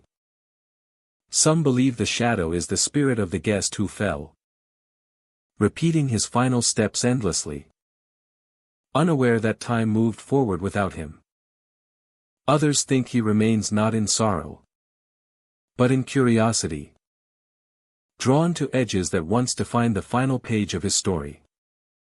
The gentle push felt by visitors may be a trace of confusion, a moment repeating like a loop in memory. Even in the lobby below, staff sometimes notice the elevator rising on its own to the rooftop. Doors open. No one steps out. The air turns cool for a heartbeat, then warms again. Guests waiting nearby feel the sensation of someone brushing past them, like fabric moving but leaving no sound. Breathing space. Visual clarity deepens. Imagine riding the elevator up late at night. The doors open to soft wind and distant sound of waves. The rooftop stands mostly empty. You walk toward the railing where many stand during sunset, but now only moonlight washes the space in pale silver. You rest your hands on cool metal. The view stretches endless. For a moment, peace settles in your chest. Then, out of nowhere, you feel it. A gentle pressure at your back. Not threatening. Not violent. Just a nudge, like someone quietly asking you to step forward. You turn. No one stands close. A shadow waits near the opposite corner, head tilted slightly, as if he notices you now. He does not move until you blink. When your eyes open again, he is gone. Only a soft warmth of night remains. You step away, pulse steady but aware. You walk back toward the elevator. When you look over your shoulder one more time, you think you see him again, standing where you stood moments before, staring outward, shoulders eased as though forever caught between letting go and holding on. Breathing space. Slow decline toward resolution. La Concha Hotel thrives today with visitors from around the world. The ground floors buzz with conversation. Key West energy fills every corner. But for those who climb to the rooftop, day or night, a quiet part of history may greet them. Some feel only breeze. Others witness something more intangible. A presence. A shadow. A smile carved out of moonlight. Not every guest notices him. Many come and go without sensing anything unusual. But the stories continue, passed between employees and travelers like a soft rumor tied to salt air. A rooftop moment that never fully faded. The shadow remains as reminder that buildings do not forget. Moments imprint like footprints that refuse to wash away. And when you stand at the top of La Concha Hotel, looking out over endless water and glowing streets below, listen closely. Feel the breeze. Feel the railing cool beneath your fingers. If you sense a gentle push, step back calmly. Look to the corner of the rooftop where moonlight rests darkest. You may glimpse a silhouette smiling faintly. A memory of someone who once stood there. Someone whose story lives in air, in shadow, in every guest who walks too close to the edge and wonders if they were alone at all. The old Island Inn in Key Largo sits just steps from the water, its wooden frame weathered by decades of sun, salt, and storm. Palm fronds rustle overhead like whispering hands. At sunset, the ocean turns pink and gold, casting warm light across the porch where rocking chairs creak softly. Tourists arrive expecting island charm, vintage rooms, and the quiet comfort of a place that has seen generations come and go. They find all of that, and something more. Something the locals speak of only when the sun goes down. Because when night settles over the inn, the past breathes through every hallway. Guests often mention a scent filling their room long after midnight. Not mildew, not ocean air. Old perfume. Sweet and powdery, like something worn decades ago. The fragrance drifts without source, growing stronger near the bed, lingering near the mirror, fading just as quickly if a light turns on. Housekeepers check rooms in the morning. No bottles. No spills. Yet the scent returns night after night for certain guests, as if someone unseen moves quietly through their space. The inn was built in the early 1900s, when Key Largo was quieter, slower. Sailors rested here on their way to Cuba. Fishermen shared weather stories at the bar downstairs. A woman once owned the inn, known for her grace and beauty. They say she greeted every traveler with warm hospitality, always wearing the same floral perfume. Some believe she never left. Others think someone else stayed behind, someone who still searches for company in rooms that never quite forget. Doors inside the inn sometimes unlock on their own. Guests hear the click late at night, followed by the slow swing of wood on hinges. Some rise from bed, expecting a roommate or staff member. But the hallway stands empty, still as a photograph. The lock rests open, though no key turned it. It happens most often around 3 in the morning. Quiet hours. When even the ocean seems to sleep. One couple staying in the corner suite awoke to the sound of their door unlatching. They froze, listening. Slow footsteps moved across the floorboards. Not heavy, not rushed. Just steady, like someone familiar with the building. The odor of old perfume drifted toward them. Neither moved. They waited for the footsteps to pass, yet they never heard them leave. Only silence remained. In the morning, the door still stood ajar by 1 inch. Guests who stay more than one night often describe the same final experience. Waking in darkness, sensing someone extremely close. Visitors say they open their eyes to see a figure lying beside them on the bed. Not touching. Not speaking. Just watching. Eyes open wide, reflecting faint moonlight from the window. The presence does not move. Does not blink. It lies there as though waiting for morning. When dawn arrives, the figure fades like mist in sunlight, leaving only the indentation of weight on the mattress, and the faint scent of perfume hovering in the air. Some guests believe they dreamed it until they find the sheets pulled slightly toward the empty space where someone clearly rested. Others find 2 pillows pressed as if used. A chair moved from where it stood. Curtains swaying though the window remained closed. Nothing violent. Nothing loud. Only the awareness that someone shared their bed through the night. A fisherman once stayed alone during the off-season. He had heard the legends, laughed them off, and booked his room anyway. That night he awoke to a cold sensation across his back, like someone pressing lightly against him. He rolled over slowly and saw a silhouette beside him, long hair spread across the pillow, face turned toward him in silence. He tried to speak but his voice failed. He blinked only once. When his eyes opened, she remained, staring with calm, unreadable stillness. He lay awake until morning light filled the room. When the sun rose, the bed was empty and warm only where he slept. He left the inn the next morning without breakfast. Staff learned to smile when asked about the perfume or the door locks. They say it is an old building, wood expands, hinges shift. Yet their eyes soften, hinting they know more than they speak. Some long-time employees admit that while cleaning certain rooms, they hear soft footsteps behind them. A drawer sliding open by itself. A reflection in the mirror that does not match their movements. The scent of perfume sweeping through like a memory passing. One housekeeper recalled fixing linens when she felt someone brush her shoulder gently. She turned, expecting a coworker. No one stood there. The curtains hung still. The room silent.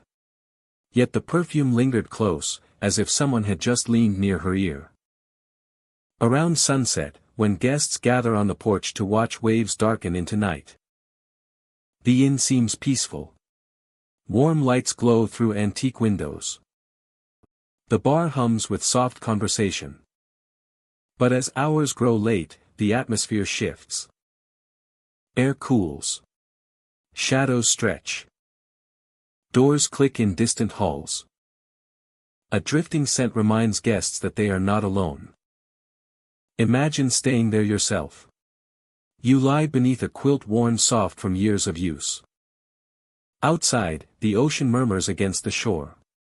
A lamp casts yellow light across wooden beams. You read, relax, drift slowly toward sleep. Hours later, you wake. The room is darker. You smell perfume, not faint but close. You turn your head slightly and see her. A figure under the same blanket, eyes open, watching you as if you are the one out of place. You cannot move, though fear does not fully take hold. It is more like being studied. It is more like being studied. The figure remains until dawn, silent as breath. When sunlight pours across the room, she is gone. No footprints. No voice. Only the memory of eyes that never blinked. Some who experience her return year after year. Not despite the mystery, but because of it. They feel strangely comforted, as though the presence means no harm, only longing. Others leave after one night, unsettled by the idea of sharing a bed with something that does not sleep. The old island inn continues to stand against storms and time. A relic of Key Largo's early days. A place where history rests close to the present. Where the past watches quietly from beside you. Paint chips. Boards creak. But its spirit remains strong. A relic of Key Largo's early days. A place where history rests close to the present, where the past watches quietly from beside you. If you ever visit, enjoy the ocean breeze and the old world charm. But when the lights dim and the halls fall silent, listen for the soft click of a door unlocking by itself. Breathe deeply if perfume fills the air without source. And if you wake to the sense of someone beside you, lying still with eyes wide open, know that you are part of the inn's story now. Morning will come. She will fade. But you will always remember the night you shared a room with someone who never left. And so, our tour through Florida's haunted hotels has ended, or perhaps only just begun. 20 places filled with tragedy, love lost, unfinished business, and restless spirits roaming hallways searching for company. If you visit Florida, remember, luxury suites are not always peaceful, and sometimes the room you check into already has someone sleeping in it. Thank you for staying with me tonight. Now, as you prepare to sleep, ask yourself, will you hear footsteps in your hallway tonight? Or feel someone sit at the edge of your bed? Before you go, tell me in the comments. Which hotel scared you the most? And would you dare book a room there for one night? Good night, dear listener. Sleep softly. If the ghosts let you.